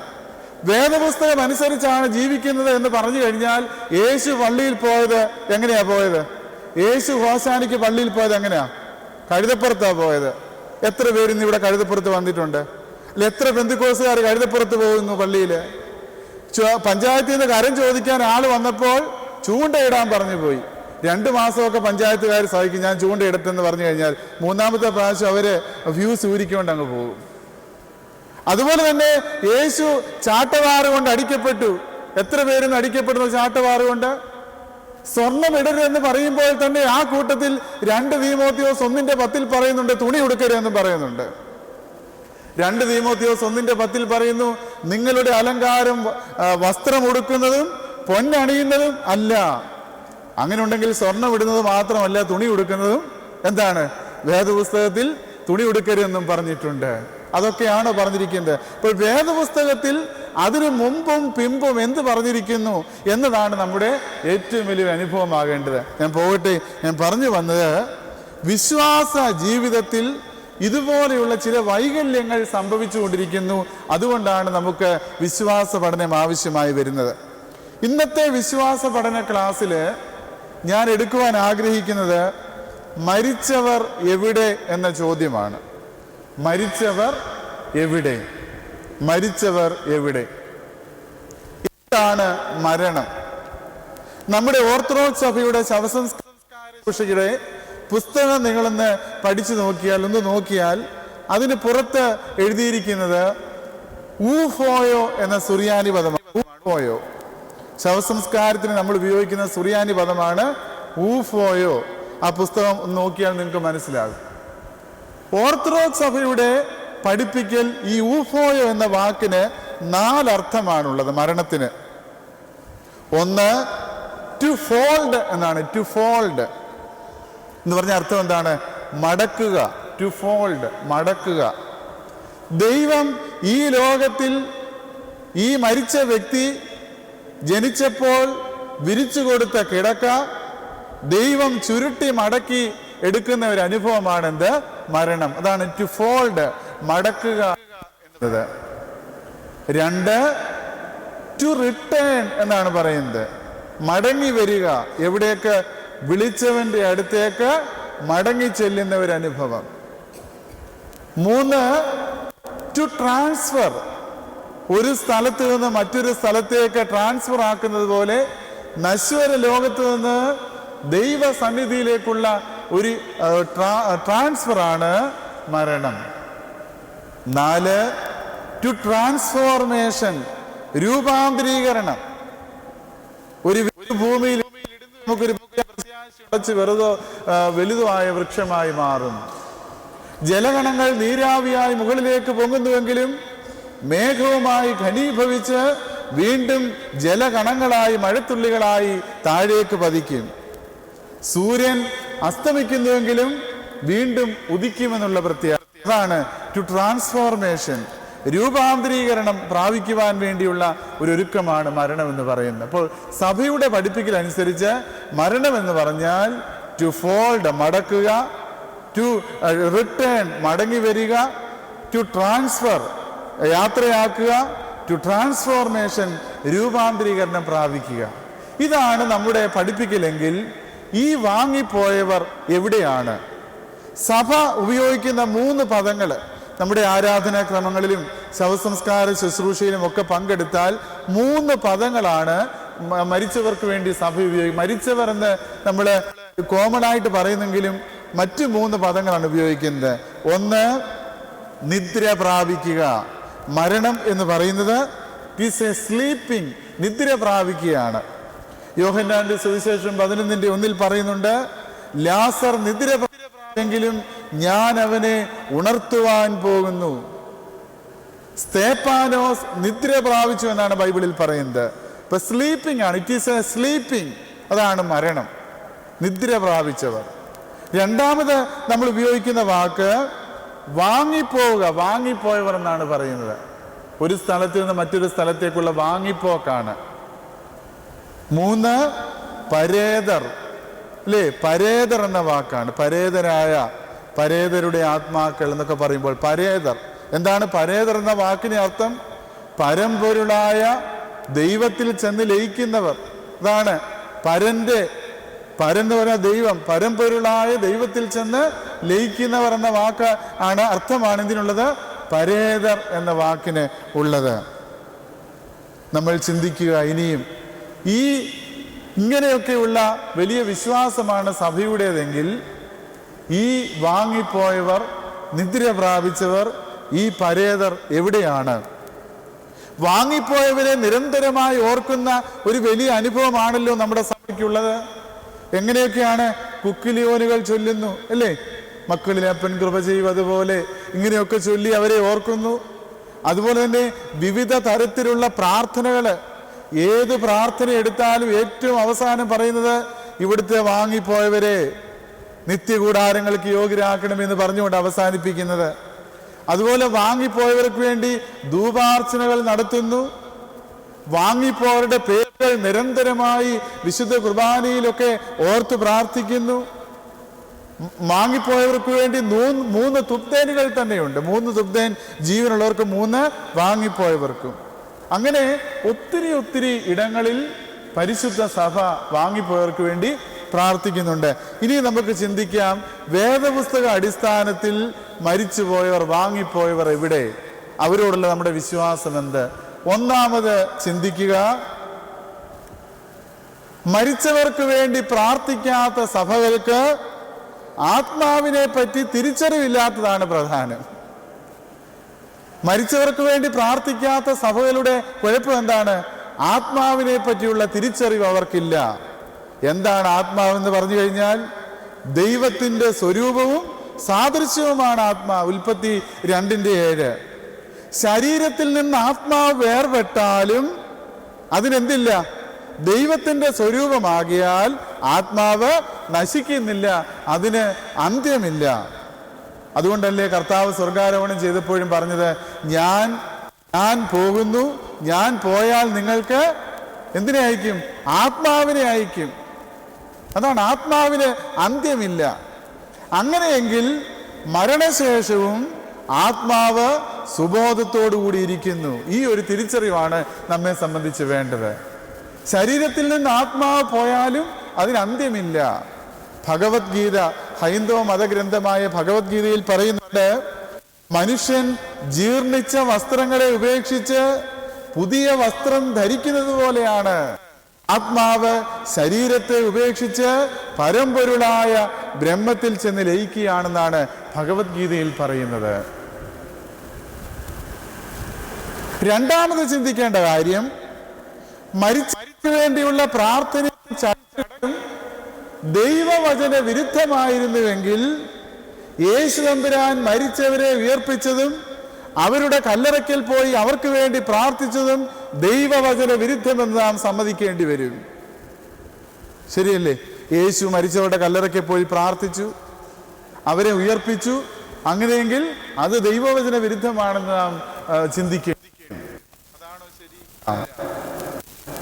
3, യഹൂദ മതത്തിൽ എല്ലാ അനാചാരങ്ങളെയും മുക്തകണ്ഠം അപലപിച്ച യേശു വാങ്ങിപ്പോയവർക്ക് വേണ്ടി പ്രാർത്ഥിക്കുന്നതിനെതിരായി ഒരു കാര്യം പോലും പറഞ്ഞതായി വിശുദ്ധ ബൈബിളിൽ ഇല്ല. അങ്ങനെ ചിന്തിക്കുന്നുവെന്ന് പെന്തക്കോസ്ത് വിധി എഴുതുകയാണ്. അങ്ങനെ ദൈവത്തെ പോലും വിധി എഴുതുവാൻ കഴിവുള്ള മനുഷ്യ, ബിൻ ലാദൻ എവിടെ ഉണ്ടെന്ന് നീ എന്താ പറയാഞ്ഞത്? ഞാൻ ചോദിക്കുന്നൊരു ചോദ്യമാണ്. പല കാര്യങ്ങളും പ്രവചിക്കുവാൻ കഴിവുണ്ടെങ്കിൽ എന്തുകൊണ്ട് ബിൻ ലാദൻ എവിടെ ഉണ്ടെന്ന് പറഞ്ഞില്ല? ഈ ലോകത്ത് നടക്കുന്ന അനീതി മൂലം പ്രവചിക്കാനുള്ള കഴിവില്ലാത്തത് എന്തുകൊണ്ടാ? പണ്ട് കാലത്ത് പഴയ നിയമം ഒന്ന് പഠിച്ചു നോക്കിക്കേ. പ്രവാചകന്മാര് പാസ്പോർട്ട് കിട്ടുന്നതിനെ പറ്റിയോ തലവേദന എടുക്കുന്നതിനെ പറ്റിയോ ഗൾഫിൽ പോകുന്നതിനെ പറ്റിയോ അല്ല പ്രവചിച്ചുകൊണ്ടിരുന്നത്. അവര് ശക്തമായിട്ട് പറയുമായിരുന്നു, നീയാണ് ഈ പാപം ചെയ്തത്, അല്ലേ? നാഥാൻ പ്രവാചകൻ ദാവീദിനോട് പറയുന്നുണ്ട്, ആ മനുഷ്യൻ നീ തന്നെ എന്താണ് ചെയ്തത് എന്ന് വളരെ ശക്തമായിട്ട് പറയുമായിരുന്നു. ഇപ്പോഴുള്ള പ്രവാചകന്മാർ എന്താ പറയുന്നത്? തലവേദന, നടുവേദന, കാലുവേദന, ഇത് മാറുന്നതിനെ പറ്റിയാണ് പ്രവചിക്കുന്നത്. ബൈബിളിൽ അങ്ങനെ ഒരു പ്രവചനമല്ല. ദേശത്തെക്കുറിച്ച്, ദൈവമക്കളെക്കുറിച്ച്, രാഷ്ട്രത്തെക്കുറിച്ച്, രാഷ്ട്രത്തിന്റെ അനീതികളെ പറ്റിയാണ് പ്രവചിച്ചുകൊണ്ടിരുന്നത്. അപ്പൊ ഇങ്ങനെ പ്രവചിക്കാൻ കഴിവുള്ളവരുണ്ടെങ്കിൽ എന്തുമായിരുന്നു ഈ ലോകം? ഇതിനുള്ള കഴിവൊന്നും ആർക്കില്ല, ഇന്നത്തെ പ്രവാചകന്മാർക്ക് ഇല്ല.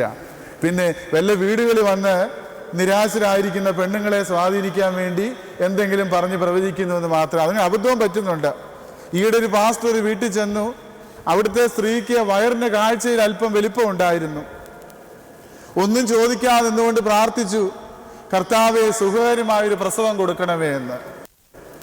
ഇത് കേട്ട് ഈ സ്ത്രീ അകത്തേക്ക് ഓടിപ്പോയി. കരഞ്ഞത് എന്താണെന്ന് ചോദിച്ചു, ഓടിപ്പോയി എന്താണെന്ന് ചോദിച്ചപ്പോഴാണ് ഗർഭിണി എല്ലാവരും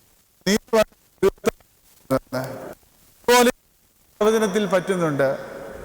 ഇവിടെ പറയുകയാണ്, യേശു യഹൂദ മതത്തിലെ എല്ലാ അനാചാരങ്ങളെയും പറ്റി യേശു തമ്പുരാൻ വിമർശിച്ചു. എന്നാൽ മരിച്ചവർക്ക് വേണ്ടി പ്രാർത്ഥിക്കുന്നതിനെതിരെ ഒന്നും പറഞ്ഞതായി ബൈബിളിലില്ല. പിന്നെ ഇവർ പറയുന്ന ഒരു വാക്യം ഏതാണെന്നറിയാമോ? സങ്കീർത്തനം 115:17. എന്താ അവിടെ പറയുന്നത്? പണ്ട് കാലം തൊട്ട് പറഞ്ഞിരിക്കുന്ന ഒരു വാക്യമാണ്. മരിച്ചവരും മൗനവരും യഹോവയെ സ്തുതിക്കുന്നില്ല, നാമോ ഇന്ന് മുതൽ എന്നേക്കും യഹോവയെ. അവിടെ തന്നെ ഒരു കോൺട്രഡിക്ഷൻ ഉണ്ട്, അതവർ പഠിക്കുന്നില്ല. മരിച്ചവരും മൗനതയിൽ ഇറങ്ങിയവരും യഹോവയെ സ്തുതിക്കുന്നില്ല, ശരി. പക്ഷെ അതിന് കൂടെ പറയുന്നത് എന്താണ്? നാമോ. നാമോ എന്ന് പറഞ്ഞാൽ ആരാ അർത്ഥം? ഒരാൾ ഇവിടെ കിടന്നിട്ട് നമ്മൾ പറയുകയാണ്, മരിച്ചവൻ ഈ ആൾ യഹോവയെ സ്തുതിക്കുന്നില്ല, നാമോ എന്ന് പറഞ്ഞാൽ അടുത്ത് നിൽക്കുന്ന ജീവനുള്ളവര്. എങ്ങനെയാണ്? എന്നേക്കും എന്ന് പറഞ്ഞാൽ ഒരു എറ്റേണൽ കണ്ടിന്യൂസ് പ്രോസസ് ആയിട്ട് അവിടെ പറഞ്ഞിരിക്കുന്നത്. എന്താണ് ഈ വാക്യത്തിന്റെ പശ്ചാത്തലം? വിവരമുള്ള ഏത് വ്യക്തി ഈ ബൈബിളിന്റെ വ്യാഖ്യാനം പഠിച്ചാലും മനസ്സിലാകാവുന്ന ഒരു കാര്യമുണ്ട്. ഈ സങ്കീർത്തനം മുമ്പ് ഞാൻ പറഞ്ഞോട്ട് തൂങ്ങിച്ചാകാൻ പോകാൻ ഒരുങ്ങിയ ആളിന്റെ കാര്യം പറഞ്ഞുകൊണ്ടാ ഈ വാക്യം അവർ വായിക്കുന്നത്. അതിന്റെ 115 ആ ആദ്യ തൊട്ടൊന്ന് വായിച്ചു നോക്കിയേ, അധ്യായം മുഴുവൻ വായിച്ചു നോക്കിയേ. അതിന് മുകളിൽ പറയുന്നുണ്ട്, 12, 13 തുടങ്ങിയ വാക്യങ്ങൾ പറയുന്നുണ്ട്, ജാതികളുടെ വിഗ്രഹങ്ങൾ, അവർക്ക് മൂക്കുണ്ടെങ്കിലും അവ മണക്കുന്നില്ല, വായുണ്ടെങ്കിലും സംസാരിക്കുന്നില്ല, കൈയുണ്ടെങ്കിലും ഒന്നും ചെയ്യുന്നില്ല, കാലുണ്ടെങ്കിലും നടക്കുന്നില്ല, ഇങ്ങനെയൊക്കെയുള്ള കാര്യങ്ങൾ അവിടെ പറയുന്നുണ്ട് ആ വാക്യത്തിന്റെ മുകളില്.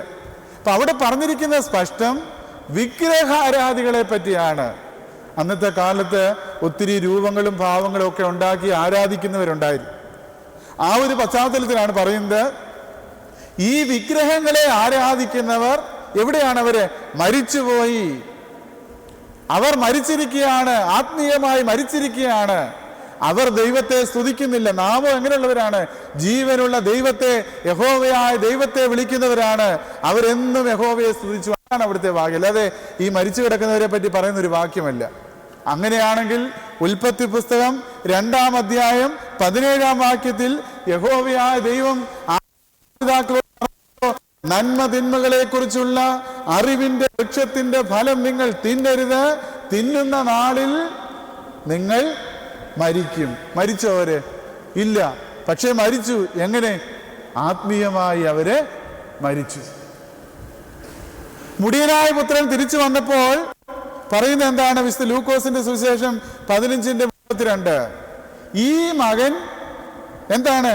മരിച്ചവനായിരുന്നു, വീണ്ടും ജീവിച്ചു. ഇവൻ മരിച്ചവനാണെന്ന് പറഞ്ഞപ്പോൾ മരിച്ച ശവം കൊണ്ടാണ് വന്നിരിക്കുന്നതല്ല, അവൻ പാപത്തിൽ മരിച്ചു, ദൈവത്തിൽ നിന്ന് അകന്ന് ആത്മീയമായി മരിച്ചു.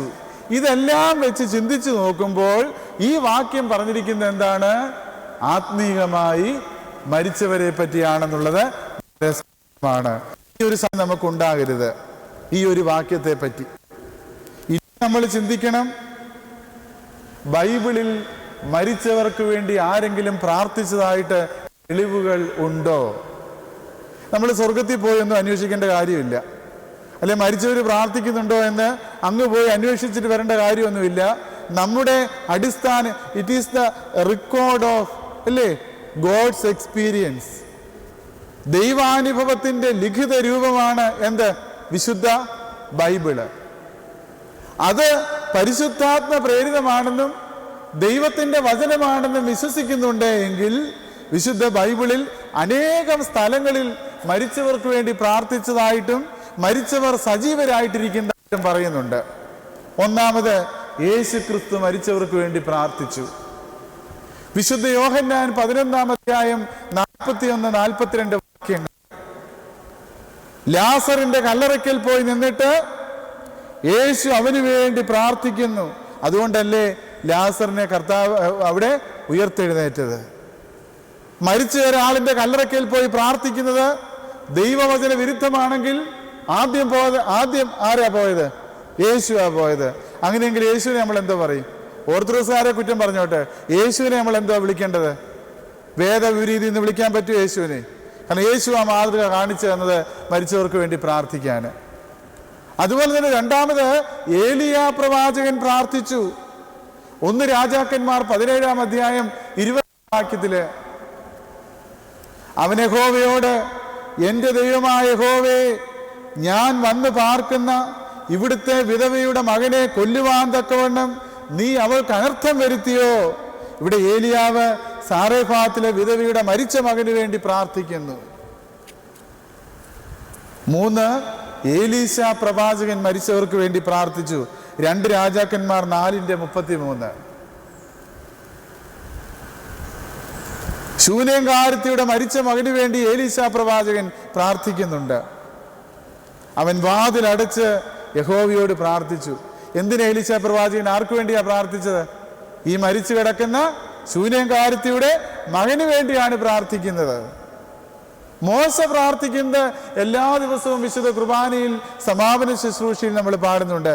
പാതകന റൂബേലിനു ജീവൻ മൂശ മൃഗബലിയായി നൽകി,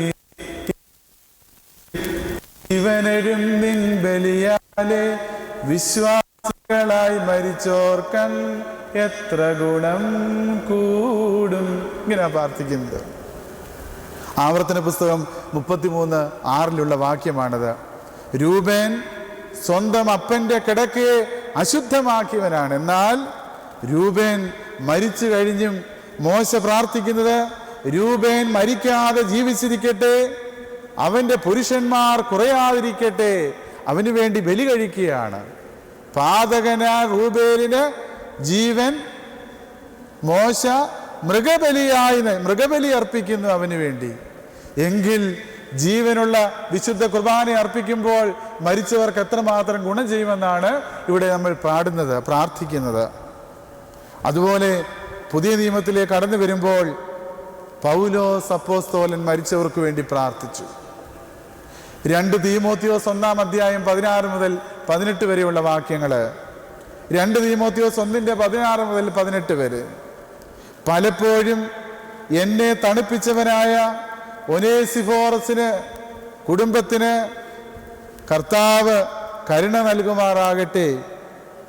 ആ ദിവസത്തിൽ കർത്താവിൻ്റെ പക്കൽ കരുണ കണ്ടെത്തുവാൻ അവന് സംഗതിയാക്കട്ടെ എന്നാണ് മരിച്ചുപോയ ഒനേസിഫോറസിന് വേണ്ടി പൗലോസ് പ്രാർത്ഥിക്കുക.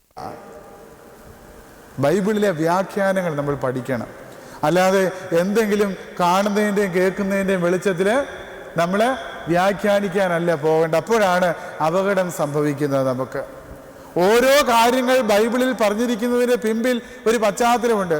യേശു മലമേൽ കയറി എന്നും പറഞ്ഞ് ഈ ലോകത്തിലുള്ള മലകളെക്കുറിച്ചെല്ലാമാണ് നമ്മൾ പറയേണ്ടത്. എന്തിനാ യേശു മലയിൽ കയറിയെന്ന് ആദ്യം പഠിക്കണം. എങ്കിലേ അതിന് പ്രാധാന്യം ഉണ്ടാകത്തുള്ളൂ, ആ ആശയം നമുക്ക് കിട്ടത്തുള്ളൂ. നിങ്ങൾ കണ്ണടയ്ക്കുമ്പോൾ ഞാനത് കേൾക്കയില്ല, നിങ്ങൾ പ്രാർത്ഥിച്ചാൽ ഞാൻ കേൾക്കയില്ല എന്ന് പറയുന്ന വാക്യം വായിക്കുമ്പോൾ അതിൻ്റെ അർത്ഥം നമ്മൾ പ്രാർത്ഥിക്കരുതെന്നല്ല. അത് പറയുന്നതിനൊരു പശ്ചാത്തലമുണ്ട്. അതൊക്കെ പഠിക്കുമ്പോഴാണ് വിശ്വാസം നമ്മുടെ ആഴത്തിൽ വളർത്തുവാൻ സാധിക്കുന്നത്.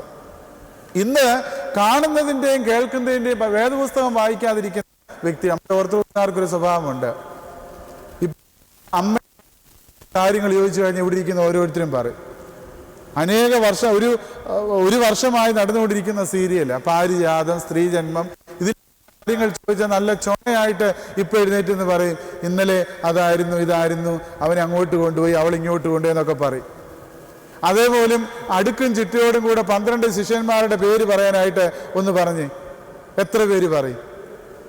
അല്ലെ 10 കൽപ്പനകൾ എത്രയുണ്ടെന്ന് അടുക്കും ചുറ്റയോടും കൂടെ പറയുവാൻ എത്ര എന്നെ കേൾക്കുന്ന വിശ്വാസികൾക്ക് സാധിക്കുന്നുണ്ട്? ഒരിക്കലൊരു മനുഷ്യൻ പള്ളിയിൽ പോകാതിരുന്ന വ്യക്തി കുമ്പസാരിക്കാൻ ചെന്നു. അപ്പം അച്ഛൻ ചോദിച്ചു, കല്യാണം കഴിക്കുന്നതിന് മുമ്പ് നമുക്ക് കുമ്പസാരിക്കണമല്ലോ.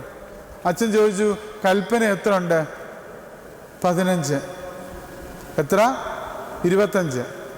കേട്ടില്ലല്ലോ, 40. അച്ഛൻ പറഞ്ഞു, മോനൊരു കാര്യം ചെയ്യ്, ശരിക്ക് കൽപ്പന എത്ര ഉണ്ടെന്ന് പറഞ്ഞിട്ട് പഠിച്ചിട്ട് വന്ന് കുമ്പസാരിച്ചാൽ മതി, ഇനി സമയമുണ്ടല്ലോ കല്യാണത്തിന്. ഇവരങ്ങോട്ട് പള്ളിയിൽ നിന്ന് ഇറങ്ങുമ്പോഴേ ഒരു അമ്മച്ചി രാവിലെ വരുന്നു. അമ്മച്ചി എവിടെ പോവാ? മോനെ അച്ഛൻ എഴുന്നേറ്റോ, കുമ്പസാരിക്കാൻ പോവായിരുന്നല്ലോ. അമ്മച്ചി അവിടെ നിന്ന് ചോദിക്കട്ടെ, കൽപ്പന എത്ര ഉണ്ടെന്ന് അറിയാമോ? 10. ഓടിച്ചല്ലേ, 40 വരെ പറഞ്ഞിട്ട് അച്ഛൻ കേട്ടില്ല, പിന്നെ 10 കൊണ്ട് പോയത്. ഈ ഒരു ചിന്തയാണ് നമുക്കുള്ളത്. ഒരു കാര്യവും നമ്മുടെ മനസ്സിൽ നിൽക്കത്തില്ല. 52 സഭയാ. ഓരോ അച്ഛന്മാരും മാറി മാറി വരുന്നു, ദിവ്യബോധനം, ശ്രീ സമാജം, പരീക്ഷ എഴുതുന്നു, വേദപുസ്തകം പഠിക്കുന്നു, പ്രസംഗം കേൾക്കുന്നു. പക്ഷേ എന്തില്ല, തലയിലൊന്നും നിൽക്കുന്നില്ല. അങ്ങനെ ഇരിക്കുന്ന ഒരു വ്യക്തിയുടെ അടുക്കലേക്കാണ് ഒരാൾ വന്ന് പറയുന്നത്, സഹോദര നീ രക്ഷിക്കപ്പെട്ടോ? ഓ, മാമോദീസ മുങ്ങിയത്. മരിച്ചവർക്ക് വേണ്ടി പ്രാർത്ഥിക്കുന്നത് എന്തുവേനാ? പണ്ട് തൊട്ട് കൊണ്ട് ഞങ്ങളും അങ്ങ് ഇതാണ് നമ്മുടെ ഉത്തരം. അപ്പോൾ ചൂണ്ടയിടാനുള്ള ഒരു അവസരം കിട്ടി. പിന്നെ ചൂണ്ട ഇട്ടിട്ട് അത് കൊണ്ടുവരുന്ന ഒരു അനുഭവമാണ് ഉണ്ടാകുന്നത്. എന്നാൽ വേദപുസ്തകം ശരിക്കും പഠിക്കുന്ന ഒരു വ്യക്തിയുടെ അടുക്കൽ ഇതുപോലെ വരുമോ? ഇല്ല.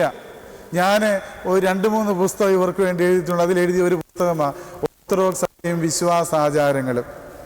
ഈ പുസ്തകം വായിച്ചിട്ട് ചില പെന്തിക്കോസ്തുകാരനെ വിളിച്ചിട്ടുണ്ട്. ഈയിടെ ഒരുത്തൻ വിളിച്ച് ചോദിച്ചു, അച്ഛൻ എഴുതിയിട്ടുണ്ടല്ലോ പഴയ നിയമം ആചരിക്കണമെന്ന്, എന്നിട്ട് എന്തുകൊണ്ടാണ് കാളയെ ബലി അർപ്പിക്കാത്തത്? ഉത്തരം പരിമളത്തിരുമേനോട് ക്ഷമ ചോദിച്ചുകൊണ്ട് ഞാനിവിടെ പറയാം. പഴയ നിയമം ആചരിക്കണമെന്ന് അച്ഛൻ എഴുതിയിട്ടുണ്ട്, എന്തുകൊണ്ടാണ് കാളകൾ ബലി അർപ്പിക്കാത്തത്?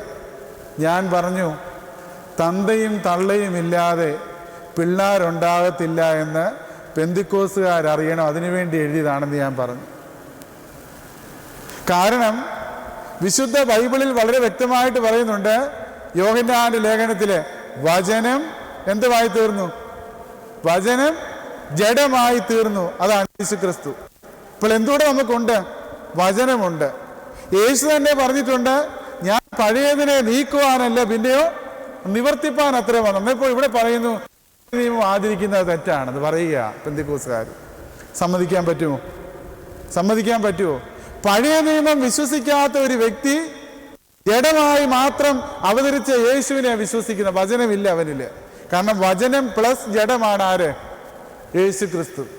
മനസ്സിലായല്ലോ? ഇപ്പൊ ജഡീയനായ ദൈവത്തെയാണ് നമ്മൾ ആരാധിക്കുന്നല്ല, വചനം ജഡമായി തീർന്ന ക്രിസ്തുവിനെയാണെങ്കിൽ പഴയ നിയമവും നമുക്കുണ്ട്. അപ്പം ഞാൻ പറഞ്ഞു വന്നത് മനസ്സിലായല്ലോ, അർത്ഥം മനസ്സിലായല്ലോ. പറഞ്ഞ മറുപടി എന്താണെന്ന്? 2 പേരും ഇല്ല എന്ന് പറഞ്ഞുകൊണ്ട് പഴയതില്ലാതെ പുതിയതില്ല, അത് രണ്ടുമില്ലാതെ സഭയില്ല എന്ന് ചിന്തിക്കണം. ഇവിടെ പറയുകയാണ്, പൗലോസ് പ്രാർത്ഥിക്കുന്നു. അതുപോലെ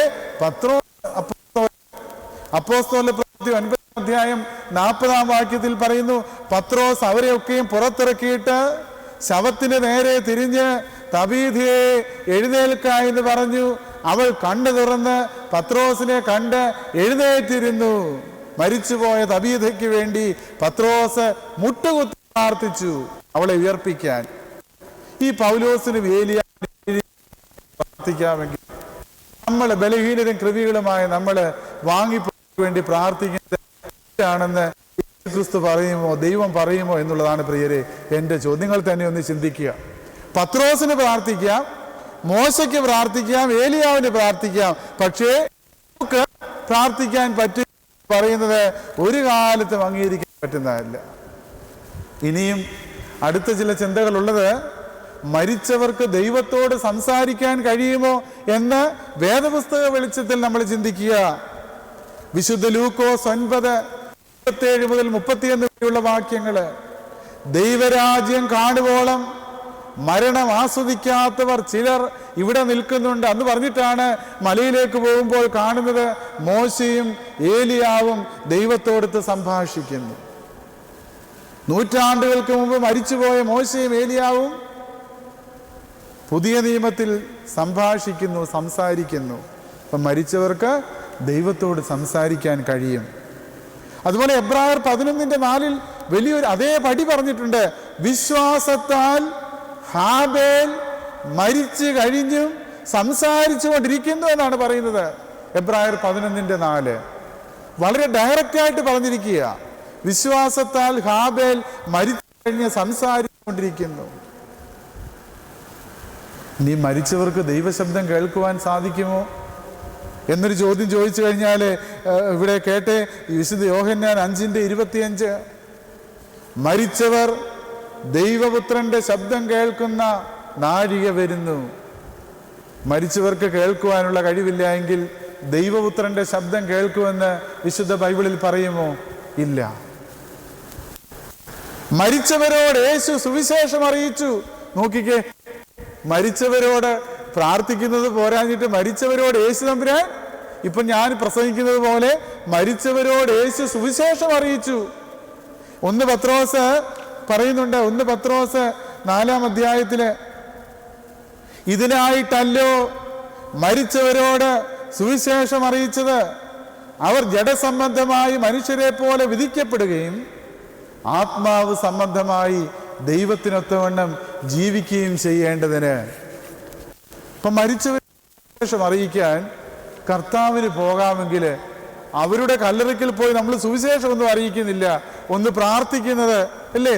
സ്വന്തം തന്തയും തള്ളയും സഹോദരങ്ങളും മരിച്ചു കിടക്കുമ്പോൾ നമ്മുടേതല്ല എന്ന് ചിന്തിക്കുവാൻ നമുക്ക് സാധിക്കുമോ? ഇല്ല. കാരണം യേശു അവരോട് സുവിശേഷം അറിയിച്ചു. ഒരു സുവിശേഷം അറിയിക്കണമെങ്കിൽ ഞാനിപ്പോൾ ഇവിടെ നിന്ന് പ്രസംഗിക്കുന്നത് നിങ്ങൾക്ക് കേൾക്കാനുള്ള കഴിവുണ്ടെങ്കിലല്ലേ സുവിശേഷം അറിയിക്കത്തുള്ളൂ. അല്ലെങ്കിൽ എന്നെ പൊട്ടനായിട്ട് നിങ്ങൾ ചിത്രീകരിക്കും. യേശു സുവിശേഷം അറിയിച്ചത് അവർക്ക് കേൾക്കാനുള്ള കഴിവുണ്ടായിട്ട്. അതുകൊണ്ടല്ലേ പറയുന്നത് അവർ മനുഷ്യരെ പോലെ ഇനി വിധിക്കപ്പെടരുത്, അതുപോലെ ദൈവത്തിനൊത്തവണ്ണം അവർ ജീവിക്കുകയും ചെയ്യണം. അതിനുവേണ്ടിയാണ് സുവിശേഷം അറിയിച്ചത്. മരിച്ചവർക്ക് ഭൂമിയിലുള്ള കാര്യങ്ങളെ പറ്റി അറിയുവാൻ സാധിക്കും. വേദപുസ്തകത്തിൽ പറയുകയാണ്, ഭൂമിയിലുള്ള കാര്യങ്ങളെ പറ്റി അറിയുവാൻ സാധിക്കും. വിശുദ്ധ മത്തായി 2-ാം അധ്യായം 16 മുതൽ 18 വരെയുള്ള വാക്യങ്ങളിൽ പറയുകയാണ്, വിദ്വാൻമാർ തങ്ങളെ കളിയാക്കിയെന്ന് ഹേരോദാവ് കണ്ടപ്പോൾ 2 വയസ്സും താഴെയുമുള്ള ആൺകുട്ടികളെ ബേത്ലഹേമിലും അതിൻ്റെ എല്ലാ അതിരുകളിലും വിട്ട് ആളയച്ച് കൊല്ലിച്ചു. രാമയിലൊരു ശബ്ദം കേട്ടു, കരച്ചിലും നിലവിളിയും തന്നെ, റാഹേൽ മക്കളെ ചൊല്ലി കരയുന്നു. പുതിയ നിയമത്തിലെ സംഭവമാണ്. റാഹേൽ പക്ഷേ എവിടെയുള്ള വ്യക്തിയാ? പഴയ നിയമത്തിലെ വ്യക്തിയാ. നൂറ്റാണ്ടുകൾക്ക് മുമ്പ് മരിച്ചുപോയ റാഹേല് ഇവിടെ പുതിയ നിയമത്തിൽ കുഞ്ഞുങ്ങളെ കൊല്ലുന്നത് കണ്ട് കരയുന്നു എന്ന് പറയുമ്പോൾ മരിച്ചവർക്ക് ഭൂമിയിലുള്ള കാര്യങ്ങളെപ്പറ്റി അറിയുവാൻ സാധിക്കുമെന്ന് നമ്മളെ സയന്റിഫിക്കായിട്ടൊന്നും തെളിയിക്കാൻ പോകണ്ട. പക്ഷേ ദൈവവചനം പറയുകയാണ്, റാഹേൽ മക്കളെ ചൊല്ലി കരയുന്നു. മരിച്ചവർക്ക് ദൈവത്തെ ആരാധിക്കുവാൻ സാധിക്കും. അടുത്ത കാര്യമാണ് വെളിപാട് പുസ്തകം 7-ാം അധ്യായം 15-ാം വാക്യം. വാങ്ങിപ്പോയവര് ദൈവത്തിന്റെ സിംഹാസനത്തിന് ചുറ്റുമിരുന്ന് രാപ്പകൽ ദൈവത്തെ ആരാധിച്ചു കൊണ്ടിരിക്കുന്നു. വേദപുസ്തകം അങ്ങനെ പറയുമ്പോൾ അതിനെതിരെ പറയുന്നത് തെറ്റല്ലേ എന്നാണ്. ഞാനിപ്പോൾ പുറത്തുള്ള ഒരു കാര്യവും ഞാൻ പറഞ്ഞില്ല. വേദപുസ്തകത്തിൽ വാങ്ങിപ്പോയവരെ പറ്റി എന്ത് പറഞ്ഞു എന്നാണ് ഞാൻ പറഞ്ഞത്. വെളിപാട് പുസ്തകം 8-ാം അധ്യായം 3-4 വാക്യങ്ങളിൽ, വെളിപാട് പുസ്തകം 8, 3, 4 വാക്യങ്ങൾ അവിടെ പറയുകയാണ്, വിശുദ്ധന്മാരുടെ പ്രാർത്ഥനയോടുകൂടെ ധൂപം ദൂതന്റെ കയ്യിൽ നിന്ന് ദൈവസന്നിധിയിലേക്ക് കയറിപ്പോയി. ഈ വിശുദ്ധന്മാർ ആരാണ്? ദൈവത്തിന് വേണ്ടി രക്തസാക്ഷിത്വം വഹിച്ച മരിച്ചുപോയ മൺമറഞ്ഞുപോയ വിശുദ്ധനാണ്. അവരെന്ത് ചെയ്യുന്നു? ദൈവസന്നിധിയിൽ ധൂപം അർപ്പിച്ചുകൊണ്ടിരിക്കുന്നു. അത് ദൂതന്മാർ വാങ്ങിച്ചുകൊണ്ട് ദൈവസന്നിധിയിലേക്ക് പോകുന്നു. മറ്റൊന്ന്, വാങ്ങിപ്പോയവർക്ക് തങ്ങളുടെ സഹോദരങ്ങളെ പറ്റി പോലും ചിന്തയുണ്ട്. വിശുദ്ധ ലൂക്കോസ് 16-ാം അധ്യായത്തില് ധനവാന്റെ ലാസറിന്റെ ഉപമയില് ധനവാന് വെള്ളം പോലും കിട്ടാതിരുന്നപ്പോൾ പറയാണ്, എനിക്ക് എത്ര പേരുണ്ട്? എൻ്റെ സഹോദരന്മാർ 5 പേരുണ്ട്. അവര് ഈ സ്ഥലത്ത് ഇല്ലാതിരിക്കുവാൻ അബ്രഹാം പിതാവിനെ അങ്ങോട്ട് അയക്കണമേ. ഞാൻ അനുഭവിക്കുന്ന വേദന അവർക്കുണ്ടാകരുത്, അതിന് നീ അവരെ അയക്കണമേ എന്ന് പറയും. സംസാരിക്കാൻ വയ്യാഞ്ഞിട്ടാണോ? ആംഗ്യം കാണിച്ചതൊന്നും അല്ലല്ലോ, നേരിട്ട്. മരിച്ചവരെ ഓർക്കാതിരിക്കരുതെന്നാണ് പൗലോസ് അപ്പോസ്തലൻ പറയുന്നത്. അടുത്ത ചിന്ത 1 തെസ്സലോനിക്കർ 4:13. മരിച്ചവരെ ഓർക്കാതിരിക്കരുത്. സഹോദരന്മാരെ, നിങ്ങൾ പ്രത്യാശയില്ലാത്ത മറ്റുള്ളവരെ പോലെ ദുഃഖിക്കാതിരിക്കേണ്ടതിന് നിദ്ര കൊള്ളുന്നവരെ കുറിച്ച് അറിവില്ലാതിരിക്കരുത്. ഇപ്പോൾ എന്തോ അവിടെ പറയുന്നത്? അവരെ കുറിച്ച് അറിയണം. അതാ, അറിവില്ലാതിരിക്കരുത്. വാങ്ങിപ്പോയവർ പുരോഹിതന്മാർ ഓർത്ത് പ്രാർത്ഥിച്ചിരുന്നു എന്ന് ബൈബിൾ സാക്ഷി. അതുകൊണ്ടാണ് നമ്മൾ പേരുകൾ എഴുതി കൊടുക്കുന്നത്. വാങ്ങിപ്പോയവർ, ഡിപ്പാർട്ടഡ് പേരുകൾ എഴുതി കൊടുക്കുന്നത്. അവരെ നിരന്തരമായി ബലിയിൽ ഓർത്ത് പ്രാർത്ഥിച്ചിരുന്നു. പുറപ്പാട് 28-29 പുസ്തകം. അഹറോൻ വിശുദ്ധ മന്ദിരത്തിൽ കടക്കുമ്പോൾ ന്യായവിധി പതക്കത്തിൽ ഇസ്രായേൽ മക്കളുടെ പേര് എപ്പോഴും യഹോവയുടെ മുമ്പാകെ ഓർമ്മയ്ക്കായി വെക്കണം. ഇതാ നമ്മൾ ചെയ്യുന്നത്. ത്രോണോസിൽ വിശുദ്ധ കുർബാനയ്ക്ക് കയറുമ്പോൾ വാങ്ങിപ്പോയുടെ പേരുകൾ ഓർമ്മയ്ക്കായി വെക്കുകയാണ്. ഒരു ക്രിസ്തീയ വിശ്വാസിക്ക് മരണമെന്ന് പറയുന്നത് ഒരു പട്ടി മരിക്കുന്നത് പോലോ, ഒരു കിടാവ് കാള മരിക്കുന്നത് പോലെ, എരുമ മരിക്കുന്നത് പോലും അല്ല. ഒരു ഓർത്തഡോക്സ് വിശ്വാസിക്ക് മരണമെന്ന് പറയുന്നത് തൻ്റെ ജനത്തോട് ചേരുന്ന അനുഭവമാണ്. അതിനാണ് പ്രത്യേകത. ചുമ്മാ കൊണ്ട് കലറയ്ക്ക്. അതുകൊണ്ടാണ് ദേവാലയത്തിൽ തന്നെ കുഴിച്ചിടുന്നത്. നമ്മളെ സെമിത്തേരിയില് സെമിട്രി എന്ന വാക്കിനർത്ഥം സ്ലീപ്പിംഗ് പ്ലേസ് എന്നാണ്. സെമിട്രി ഉറങ്ങുന്ന സ്ഥലമാണ്, ഉറങ്ങുന്ന സ്ഥലമാണ്. പഴയ നിയമത്തിലെ പിതാക്കന്മാരൊക്കെ മരിക്കുമ്പോൾ പറയുന്ന ഒരു കാര്യം, ഇസഹാക്ക്, യാക്കോബ്, അഹറോന്, മോശ, ഏലിയാസർ ഇവരൊക്കെ മരിച്ചപ്പോൾ പറയുന്നു, അബ്രഹാം വയോധികനും കാലസമ്പൂർണനുമായി നല്ല വാർദ്ധക്യത്തിൽ പ്രാണനെ വിട്ട് മരിച്ചു, തൻ്റെ ജനത്തോട് ചേർന്നു. ആ വാക്ക് ഉപയോഗിച്ചിരിക്കുന്നത്. ഇസഹാക്ക് മരിച്ചപ്പോഴും പറയുന്നത് പ്രാണനെ വിട്ട് ജനത്തോട് ചേർന്നു. യാക്കോബും മരിച്ചപ്പോൾ ജനത്തോട് ചേർന്നു. അഹറോനും മോശയും ഏലിയാസറും മരിച്ചപ്പോൾ ഇവിടെ പറയുന്നത് ജനത്തോട് ചേർന്നു, പിതാക്കന്മാരെ പോലെ നിദ്ര പ്രാപിച്ചു. ഇതാണ് പറയുന്നത്. വാങ്ങിപ്പോയ പൂർവ്വ പിതാക്കന്മാർ ജീവിച്ചിരിക്കുന്നതായി യേശുക്രിസ്തു തന്നെ സാക്ഷിക്കുന്നതായിട്ട് ബൈബിളിലുണ്ട്. ഞാൻ പറഞ്ഞു വരുന്നതിൻ്റെ ഉദ്ദേശം ഇപ്പോൾ നിങ്ങൾക്ക് മനസ്സിലായല്ലോ. ഓർത്തഡോക്സ് സഭയുടെ വിശ്വാസം എന്ന് പറയുന്നത് ദൈവവചനത്തിൽ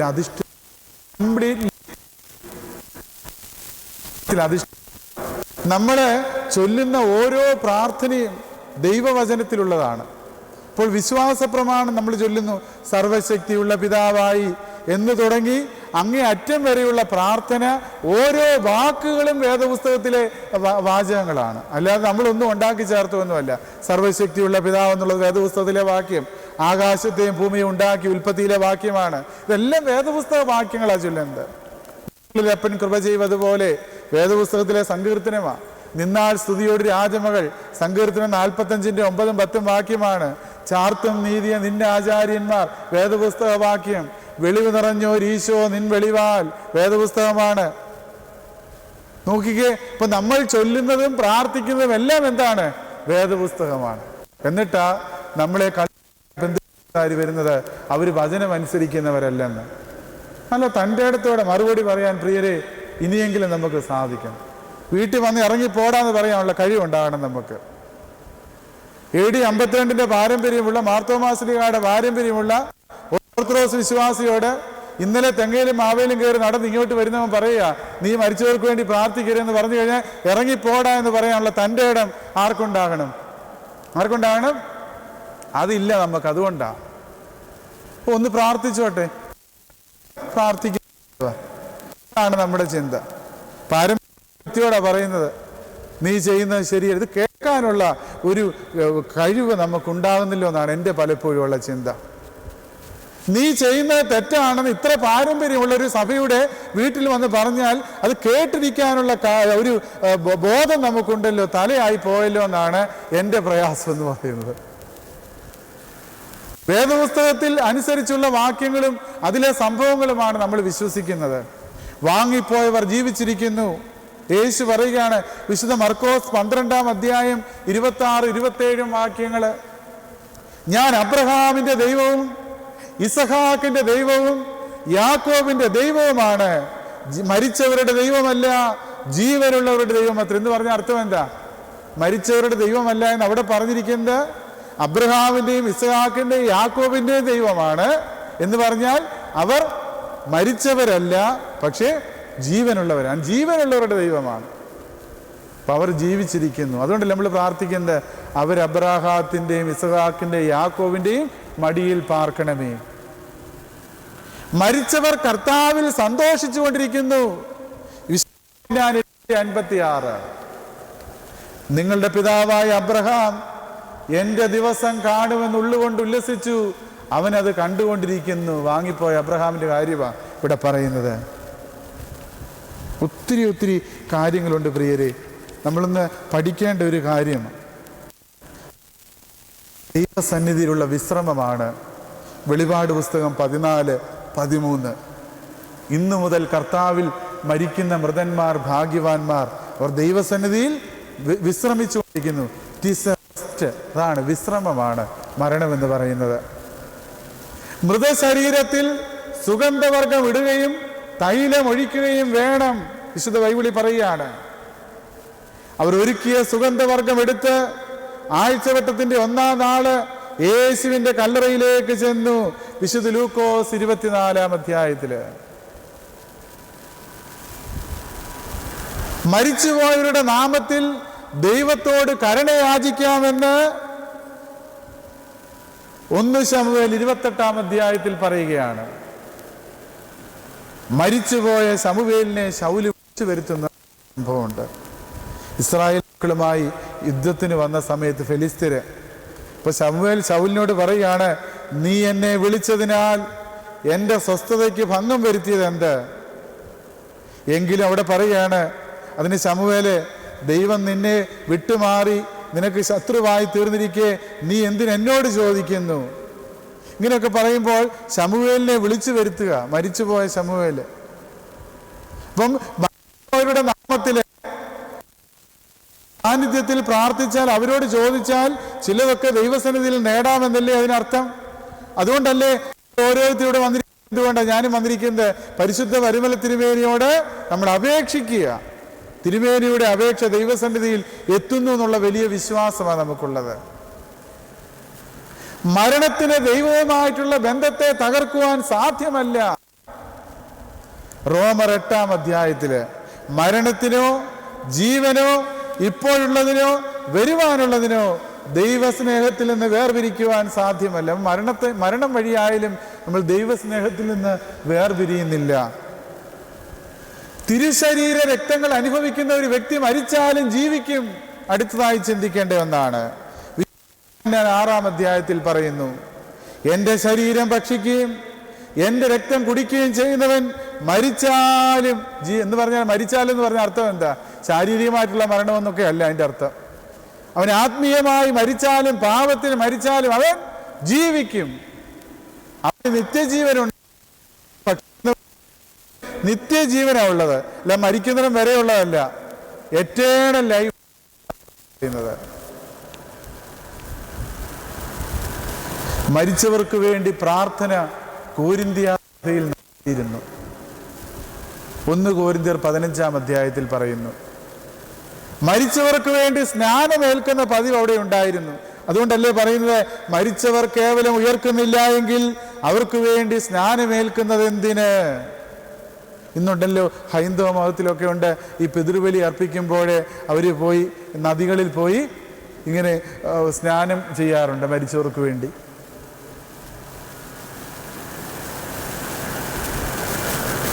വാങ്ങിപ്പോയ പിതാക്കന്മാരെ ഓർക്കണം. 3:7 നിങ്ങളോട് പ്രസംഗിച്ച് നിങ്ങളെ നടത്തിയവരെ ഓർത്തുകൊള്ളുവീൻ. എബ്രാഹിം 3:7 മരിച്ചവർ ശരീരം വിട്ടാലും ദൈവത്തെ ആരാധിച്ചു കൊണ്ടിരിക്കുന്നവരാണ്.